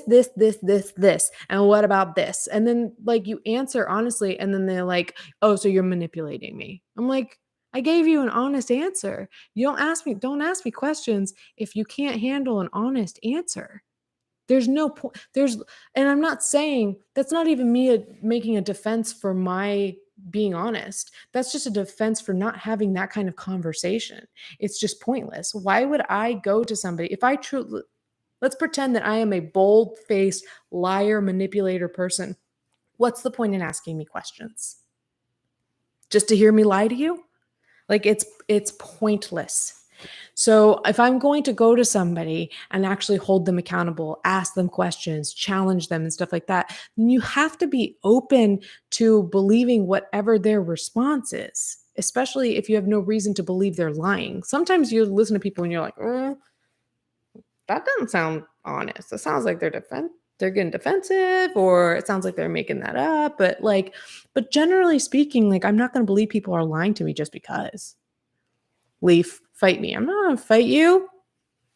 I know who'd win in that fight. I'm not doing it. Cuckoo says, I like today's topic, by the way, but I'll admit that I'm a weird one for being into philosophy and neuroscience. Excuse me. No, we like that here. Oh my God, philosophy and neuroscience. I would love to talk about that all day. I would love to create, I think Gabiana also said this, but like I would love to create a coffee shop where that's just what you do, is just talk about that stuff there. Maybe it was Brittany Simon that said that. Somebody said that. I like that people are being honest about like when they lie. I'm being honest when I say like it's almost never for me. Almost never, because it always makes me really, really uncomfortable. My dad talked about it a few years ago. He was like, yeah, we'd go to Sizzler, and if you were 12 years old, we'd say you were 11, get the kids discount. You're only 12, you're only 1 year older. And he's like, you would squirm. You could see in your body how uncomfortable you were with us lying about your age by 1 year. If you're interested in aesthetics, I'm guessing you watch QOVE. You might find the science of orthotropics interesting. I've never heard of this. Interesting. I'll try it. Let me make a note of this. QOVE.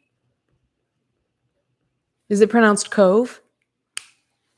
Orthotropics? Is that like relating to like bones? I don't know. Um, Coffee Bean says, "Well, I guess I'm glad I made it tonight. My car was totaled." Oh my god. It's been stressful. Yeah, that is stressful. I'm so sorry. And yeah, Eratasic did, um, studio on YouTube. Okay. Asked how my mental health was, and I'm just like, honest, like, I've been stressed out. I've been really stressed out because the fact of the matter is I am moving, and I don't know if everything's gonna work out until the day of closing. I don't know for sure. And so that's really stressful in and of itself, but also take into account the reason that we are moving is because the owners of this place decided to sell. It's like the perfect time to sell right now, and they wanted to hop on that bandwagon because I'll go ahead and tell you guys now because I'm going to be doing a vlog and telling you anyway. But we pay 2,500 a month here, and I would say like if they were to continue, if they were to rent it out again, they probably could get like 5,000 for this place, at least four, just in how the market's gone. And so that's another thing I love to do, by the way. Like I said, I worked in property management for 5 years. I was a leasing agent, but I'm also one of those people who loves to just browse Zillow. And I love to browse Zillow in different cities and stuff like that, just to like see like what kind of houses you can get for how much money or like whatever rent. Or it's so fascinating to me. I love floor plans. I love all that. Where was I going with this? But yeah, they're selling this place and they almost didn't sell it. Like they were showing it while we were like shopping for a home and getting ready to start packing and stuff like that. And it wasn't selling, whereas every other home that went on the market would sell within a week, pretty much. It didn't happen here. They thought it was going to be a week worth of showing and then done. It didn't happen. 1 week went by, 2 weeks went by, 3 weeks went by, like a month went by, and it didn't sell. And so the realtor was like, "Hey, we have one more showing on whatever day, and if it doesn't sell by Monday, then we're going to take it off the market until you move."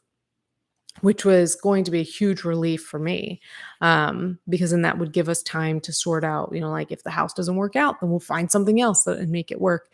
But instead, on that last day, those people ended up putting in an offer, and now they're closing on this place while we're trying to close on our home. And so I'd already given them a move out date for here, and then it turns out that's Good Friday.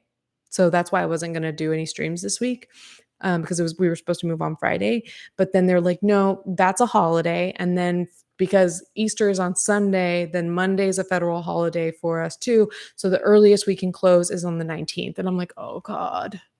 They already said that we were cutting it too close. So I informed the landlord or the realtor that is my point of contact for this place.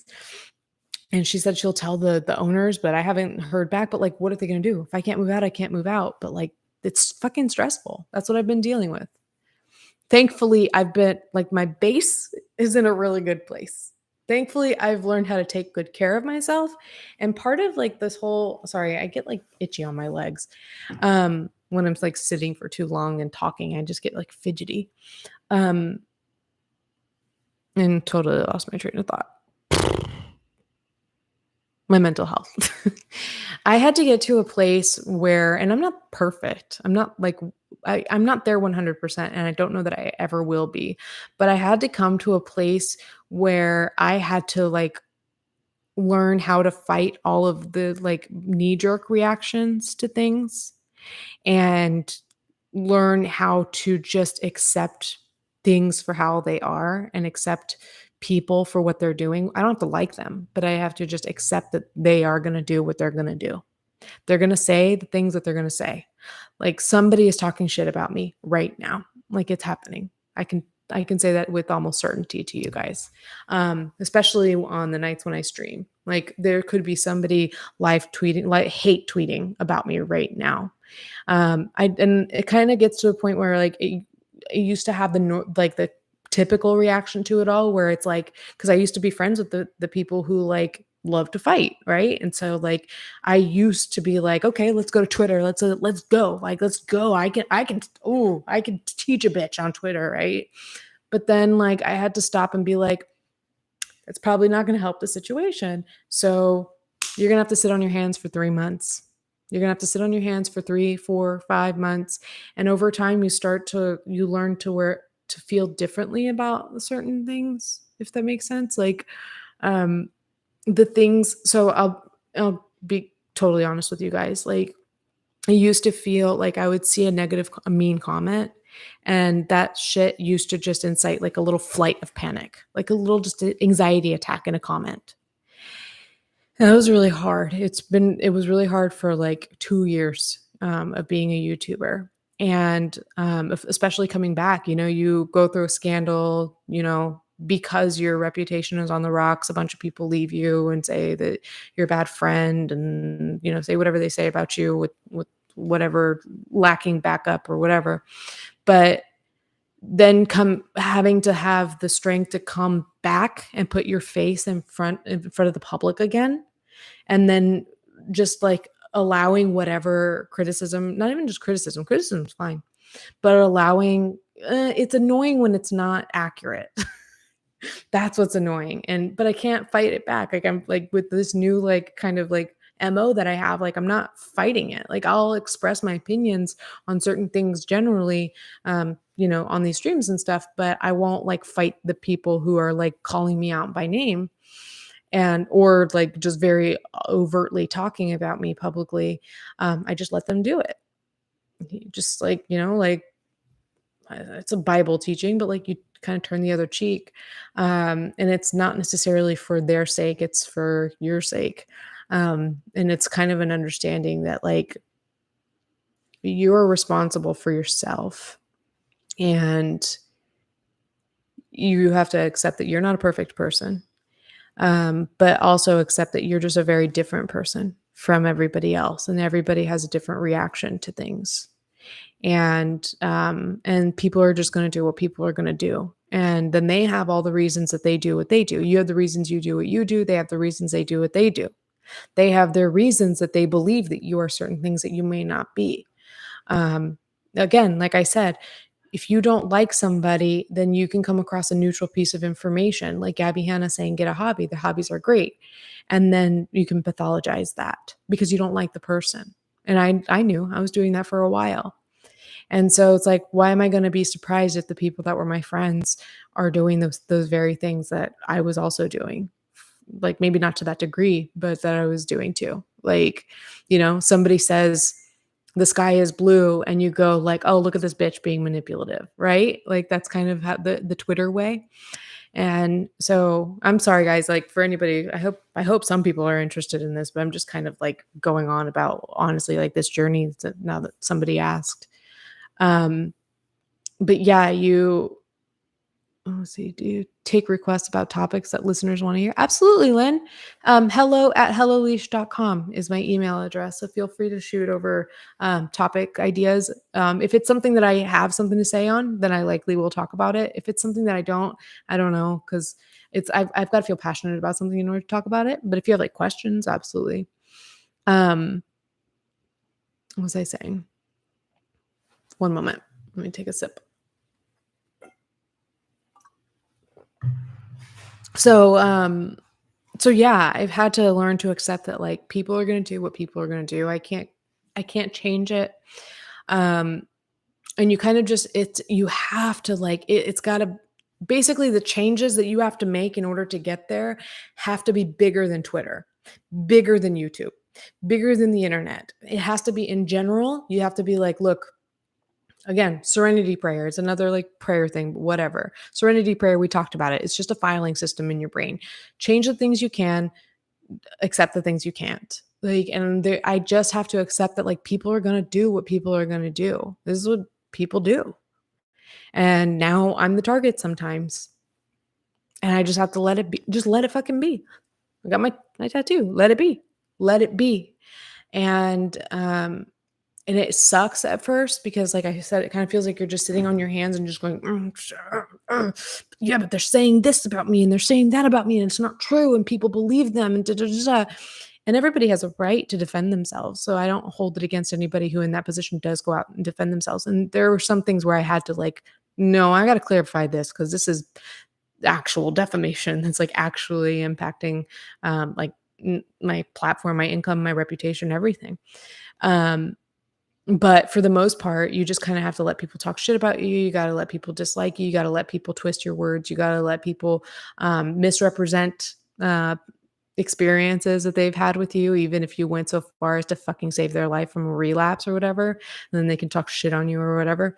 But you just have to let them. And then over time, it gets to the point where you're less sitting on your hands and more just accepting that like people are just going to do what they're going to do.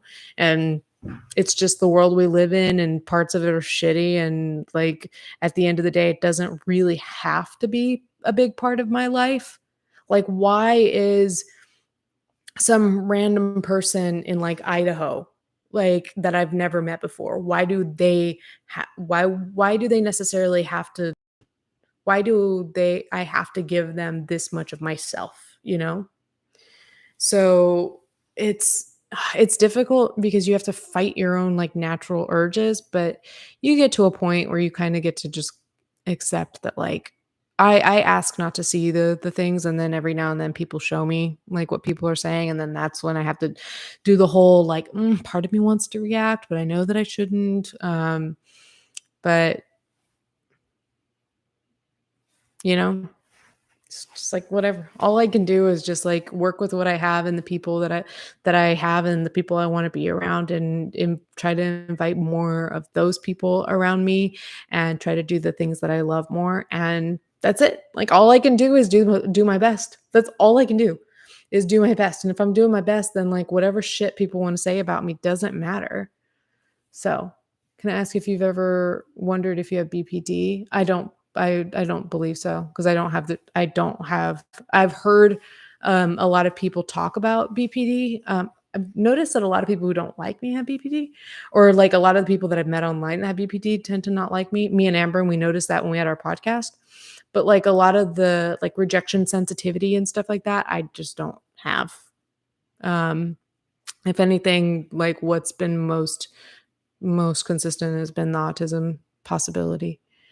Um, Lynn says, I would like to hear more YouTubers talk about female friendships, because people talk a lot about romantic relationships, but they sometimes seem to forget friendships. So while it's a huge aspect, absolutely. If not, no pressure, but if you haven't joined the Patreon, there is a $2 tier where you can access the Thursday lives that we do, and I talk a lot about friendships there. And on last Thursday, we talked about like the importance of being comfortable with conflict in friendships, or from my perspective anyway. Sometimes Shelby says sometimes we just have to learn to walk away from people. Absolutely. Um, no problem if you don't remember this, but feel like what you're talking about aligns with the message I sent you that one time. You might have to resend it if you don't mind, Cuckoo. Like the past 2 years being on YouTube, like so much overload that like I'll like something will really hit me and I'll be like, "Oh, this is something." And then I'll forget about it the next day because the next thing has come and overwhelmed me. Any thoughts on Destiny? Everyone seems obsessed with him, including Brittany Simon. Eh, he, I don't have really thoughts on him. He seems okay. Yeah. That's why I couldn't do commentary very much, because like I have to like really care, like, and there's some people I don't have strong feelings on. And that's something else that I heard somewhere, and I wanted to tweet it, but I didn't want anyone to think it was a subtweet. But like I heard somewhere, I don't have to have an opinion on this. How radical is that? I don't have to have an opinion on everything. I love that. I don't have rejection sensitivity. No, not really. I mean, probably to some normal extent, like it sucks to be broken up with. Like it sucks for a friend to turn on you, but it's more so like the things they do. It's more so the things that people do to hurt you on their way out that hurts me. But just the idea of somebody not wanting me, I think sucks a normal amount. um If I would join it now, can I rewatch previous videos on Patreon? Yes, ma'am. Not the old lives, because when everything went down, like I just again, total honesty because I'm hanging out with you guys here, but, I had a very friendship-like dynamic with all of my patrons at a time, and it was like I'm responsible for this. It blurred the lines, and there I'm not saying that the people I thought were my friends were not my friends. There were a certain type of friend, that in the end, I don't believe acted like friends. But because of that dynamic in those lives, I felt like I was just like on a group, like a FaceTime, with like my friends.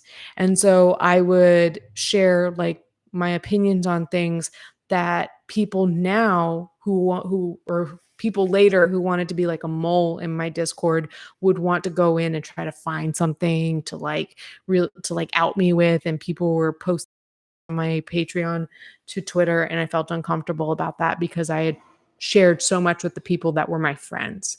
And so I did private all of the past videos from there. But what we have now on Thursdays is what we call if this is BAP, that's BABAP. This is basically a podcast, and that's basically a BAP. And so we do it Thursdays where we talk about just like we more chatting like this. And those are the ones you can see. And there's probably like 20 something, like probably 30 or so of those, I think. We would love to have you on Discord, but if you can't, if that's too expensive, I also understand. Um, and yeah, I hope that made sense to you guys, kind of like all that was saying about kind of like my like growth journey, or like settling into my like a certain piece that I needed in order to survive a situation that I would not have survived with the normal resources I had at my expense, like my normal habits. I would not have been able to survive that. And when I say survive, I literally mean survive. Um, so I had to find something radically different. And that something radically different meant that I had to find a way to find peace. Um, yeah, like peace instead of peace and harmony. I thought that it was all about having harmony with the people, with everybody around me, but it's really about harmony with the self, and then surrounding yourself by the people and the things that are conducive to you being a better you. And that's something I noticed about a lot of people that I fell out with. And I'm not calling out anyone specific, but there are people that I've fallen out with that I noticed there's a certain culture around them.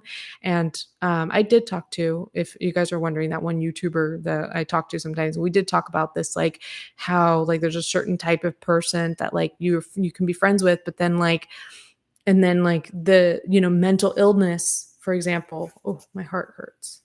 I hope that's fibrocystic changes and not. I'm having one of those moments, where like you start getting a pain in your chest and you're like, oh, heart attack, right? Which makes me sad because I'm remembering a funny quote from somebody that I'm not friends with anymore, but I still think that what she said was adorable. And again, you can dislike somebody and still think like, oh, that thing she said was so funny and so cute and just hilarious. Um, yeah, that's kind of where I am right now, is like I can dislike somebody and remember what I loved about them.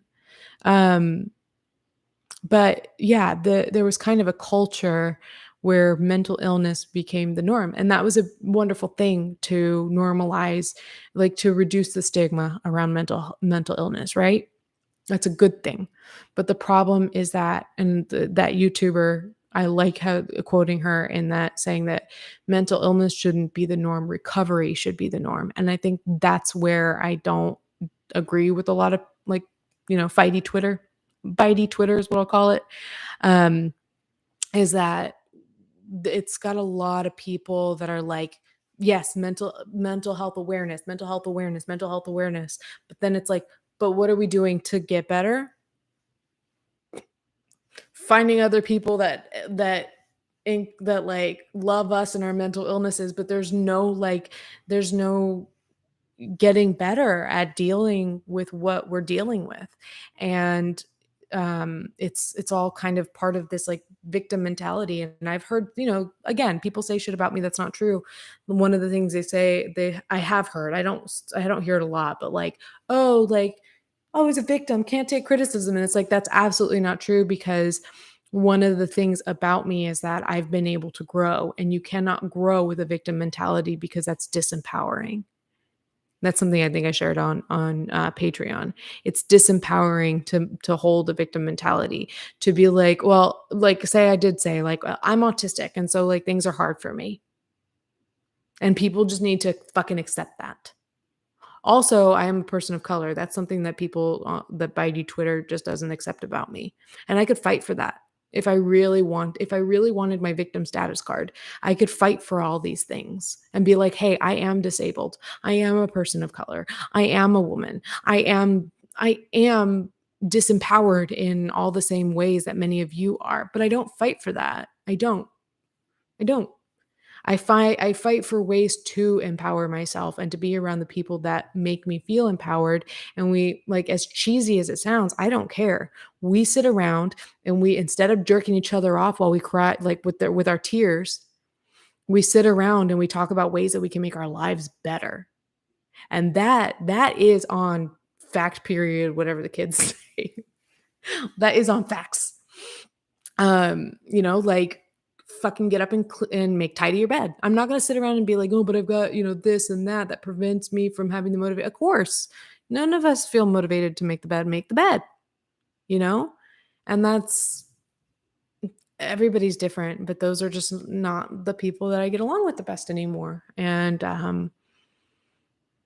all the love in the world to them. Everybody's got to find their people that make them feel happy. And if you're happy, like honestly, you guys, to those people, if you've found happiness, like great, it's there. I would like it if it didn't involve talking about me, but at the end of the day, if you're happy, like great. I just don't know that the people that talk about me are happy.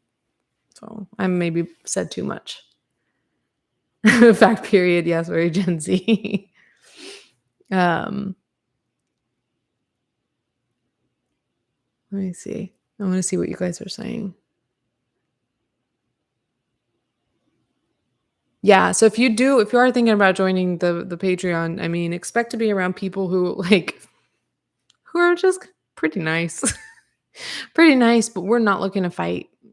Nobody's really looking for a fight. We're if anything, we're looking for life hacks and like just sharing pictures of our pets or like our, new earrings that we bought today or whatever. But at the end of the day, we're people who want to encourage each other to get better. There are we and with empathy for the things that set us back, there's always that. We have to have that. But then always with the mindset that there is a way that we are going to push through our setbacks or work around them or find accommodations for them. Yeah, this Patreon, this Discord is like a hug. Right, Shelby? Um, no, we don't talk about fights, Lynn. We don't really.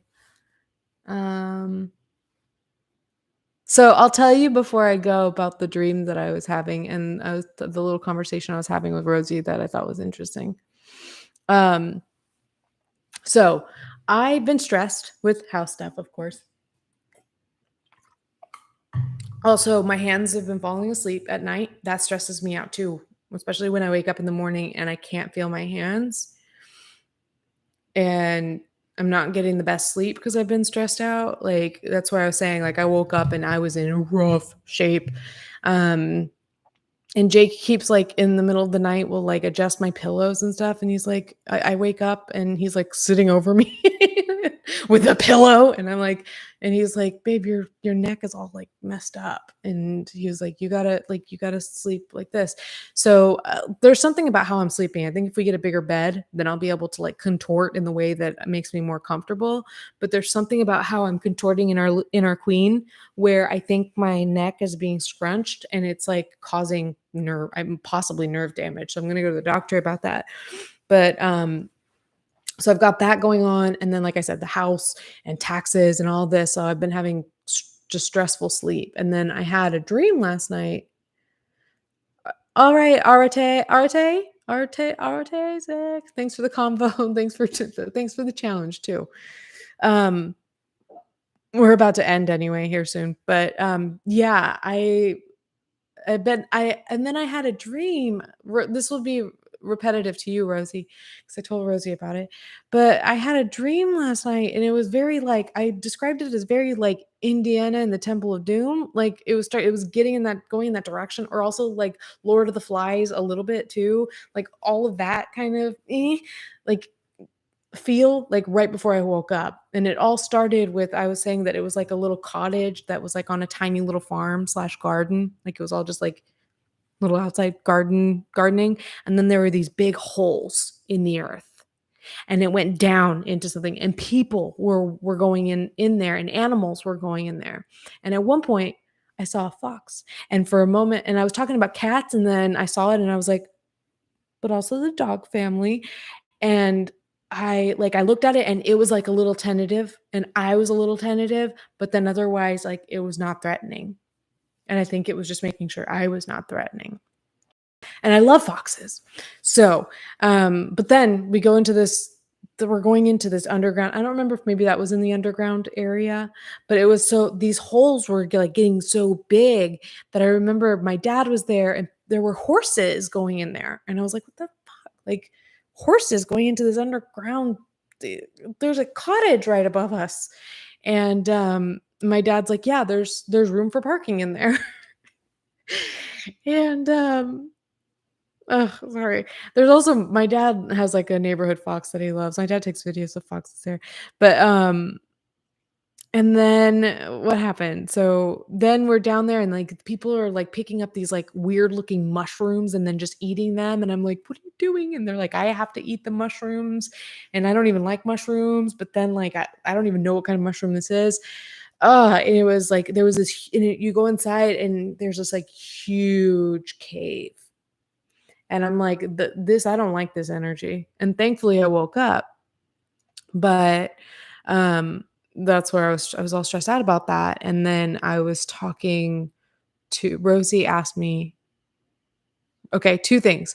Rosie asked me, "What is your spirit animal? Do you know what your spirit animal is?" And I was like and she was like, "'Cause I know you love cats, but is there anything else?" And I was like, "Well, it's hard for me to say because I love cats so much, and I feel like I understand them so deeply that there's part of me wants to just say cats, but outside of cats, my favorite animal has always been a fennec fox." So, like, I love fennec foxes, and foxes in general are great. And Rosie was like, "That's crazy. I was thinking about a fox for you." She was like, "A fox or a hedgehog." But I was like, "Okay, so maybe that is like my spirit animal." So then we looked up what that means. Let me see if I can pull it up really quick. Um, I sent these all to Jake because I thought it was really interesting. So the meaning of oh no, wait. Did I tell him this in back order? Okay. So the fox spirit animal meaning speaks volume to your personality. People seek their advice and wisdom when dealing with situations that require insight, determination, and persistence. Having the fox animal spirit means you are adorable and charismatic, but only when you feel it. So I liked that. Um Leaf, I don't want like okay, I get it. I get it. You wanted more for that capybara, huh? Um, oh, Lee says, "I feel like you'd be a fox too, Leash. Cute, smart, and a sight to behold."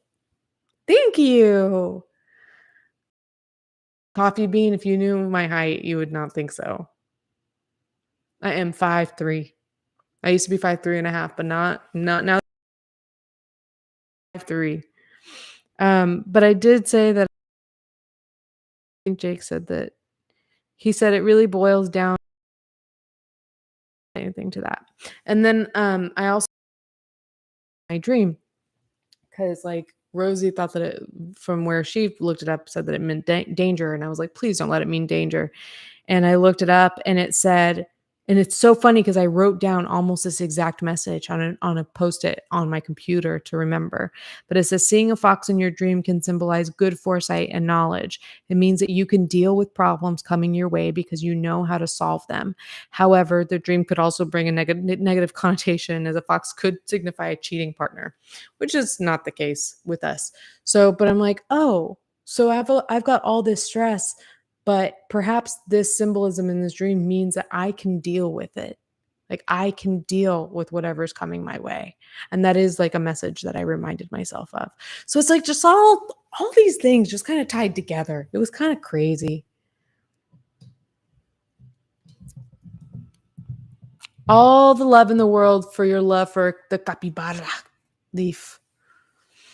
Um yeah. So Rosie, she tiny. Yeah, so that's my stuff. That's my like somebody's going to hate tweet about me today. Yay. But that's what I'm dealing with, and that was just me being honest about a lot of stuff. It was all meant to be about beauty and shifting my content, but like let's let the shift happen already. Like I'm working on vlogs. I've already created a thumbnail for one of them. Let's make the changes happen. And if people don't want to forget about me, I want to forget about them. How about that? I would love for people to get over me. And I like, you can't, it's hard to fully get over people that keep reminding you that they care about you in one way or another. But, and I will continue saying till it goes away that like, no matter how much you want to pretend that that's hate or whatever, it's love. It's obsession of any in any form is love. And yes, that's the path I was headed down with Gabbiana. I can call it out in myself when I see it. And the part of me that gets hurt by these people hurting me, there part of that is love. Part of that is me having certain kind of love for them. Um, I've had experiences with them. They've been my friends. If any of you guys are watching, can we please have a little bit of respect for whatever they're going to say, white woman tears, which by the way, I'm a woman of color, but white woman tears manipulation or whatever. But if any of them are watching and are open, just can we please have respect for the love that was there at one point? But yeah, I didn't, I'm embarrassed now. I was just saying that like I have to recognize that if I'm going to call it out in them, I have to see it in myself too. So as much as I care, that's coming from a place of love too. Um, and it's all just a fucked up form of love. It's all just a fucked up form of love if you can't just let go of somebody. And so I would like for them to try to let me go if they're not going to express love in a loving way. And I would like to stop holding on to that love in any form. So, yeah, I don't want the fights. I don't want the fights, but I also I can't talk about my mental state without talking about what's happened, you know? Like it's what do you do? Like legitimately. Like and that's an open question that anybody at any point can give me the answer to. But like what do you do if you want to be honest with your audience about your mental health and the journey you've been through? Without talking about these experiences in whatever vague form. So, oh, Logan, thank you. Nothing to be. Thank you for the hearts, guys. Um, yeah, I just want peace too, Mindy. That's all. That's really all I want. Like, it's love that's gone. Like, you want to talk about rejection sensitivity? Like, this is about as sensitive as I am to it. It sucks, but if it's gonna be gone, let it be gone. You know, let it just go. If we're not gonna have it anymore.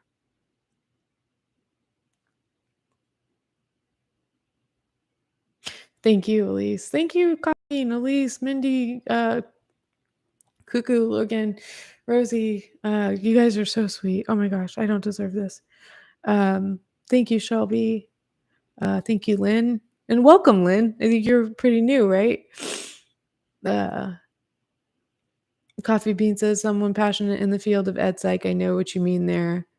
It is hard to maneuver these things, but you're very capable. Thank you. Thank you. We can appreciate the friendships we had and we don't need to tear our ex-friends down. Yeah. That's really what it is because all of them there is something that I love about all of them.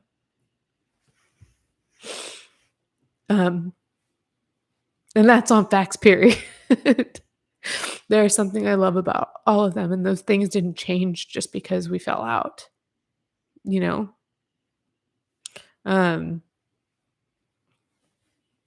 It's just dynamics. It's really just politics. And when I say politics, like, again, I don't mean governmental politics. I mean, it's just people have to do what they got to do on the internet because they have to protect themselves. And I was no longer safe. So I understand. You've been listening sporadically for months, but not chatting. Oh, well, thanks for being around in whatever form you are. And if there's anybody who's listening but doesn't chat, hey to you too, because I get it. There are plenty of streamers. Like I'm calling myself a streamer, but there are like streamers that I watch that I don't chat in, but I still love. Like I still love watching them, and I pay attention to the chat, and like I appreciate the people. So thank you. Human politics.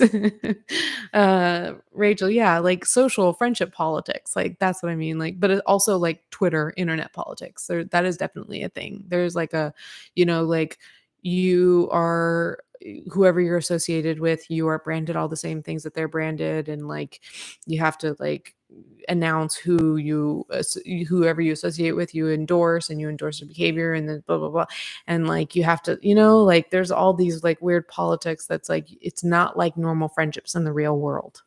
It's not, because everybody sees a list of your friends, and they look at your following list and stuff like that. So that said, I could talk to you guys forever. Let's pick it back up on Thursday. If you guys have a question, Lynn, if you want to join the Patreon, even at just the $2 tier, and send in your question, I may make a podcast out of it, a live stream out of it. The commentary content involves people judging others based on how they perceive their character. 100%. That's why that's a big reason I had to get out of that community. Big reason. Like I didn't have to just leave behind some friends. I had to leave behind an entire community. That means something. I mean, think about it. It's not those specific people that were the problem. It's a whole community that was a problem in my life. I'm not saying that they're a problem in general. I'm saying they were a problem in my life, that it was toxic for me. Anyway, would love to chat with you guys about this some more on Thursday, especially a little more privately. If anybody's been around and they were thinking about joining, welcome to the Patreon. If you want to join, patreon.com/helloleash. But oh, Gilbert Godfrey, no, that's sad. Prayers to him. I'll do it for Gilbert. That's for Gilbert. And what else was I going to say before I let you guys go? Yeah, just bear in mind that like I would still love to keep having these live streams and have them open to talk about like media analysis or life topics. I love talking about life. I wish that people would send in their questions more, like the bigger questions, I have advice, that type of thing. Like maybe we can make it a habit of like people sending in questions. Like if you've got a life issue you want somebody's perspective on, like I'm no professional, but I can give you a different perspective. So like I want to keep doing that for these live streams, but just keep in mind that coming like around May, I want to start pumping out pretty consistent fashion and interiors content, and that should be consistent with my move, because I'm going to be moving and I'll be setting things up, so I have to do that before I can really set that up. But then that'll give me a endless opportunity, not endless, but like plenty of opportunities to do like a bathroom redo and like making my closet and like stuff like that. And I'm gonna totally dox myself or retroactively, so that'll be my first vlog or two. Will be letting you guys see my apartment and exactly where I live in Savannah and all of that. So I'm excited for that to come. All right, I gotta actually like make myself learn how to log off. I love you guys. Pray for me that this doesn't bite me in the ass too bad. Everybody, I just want love. I just want love in my life. I just want love for you guys. Everybody. All right. Have a good night, guys. Love you. Bye. Water gang. Gang, gang, gang, gang.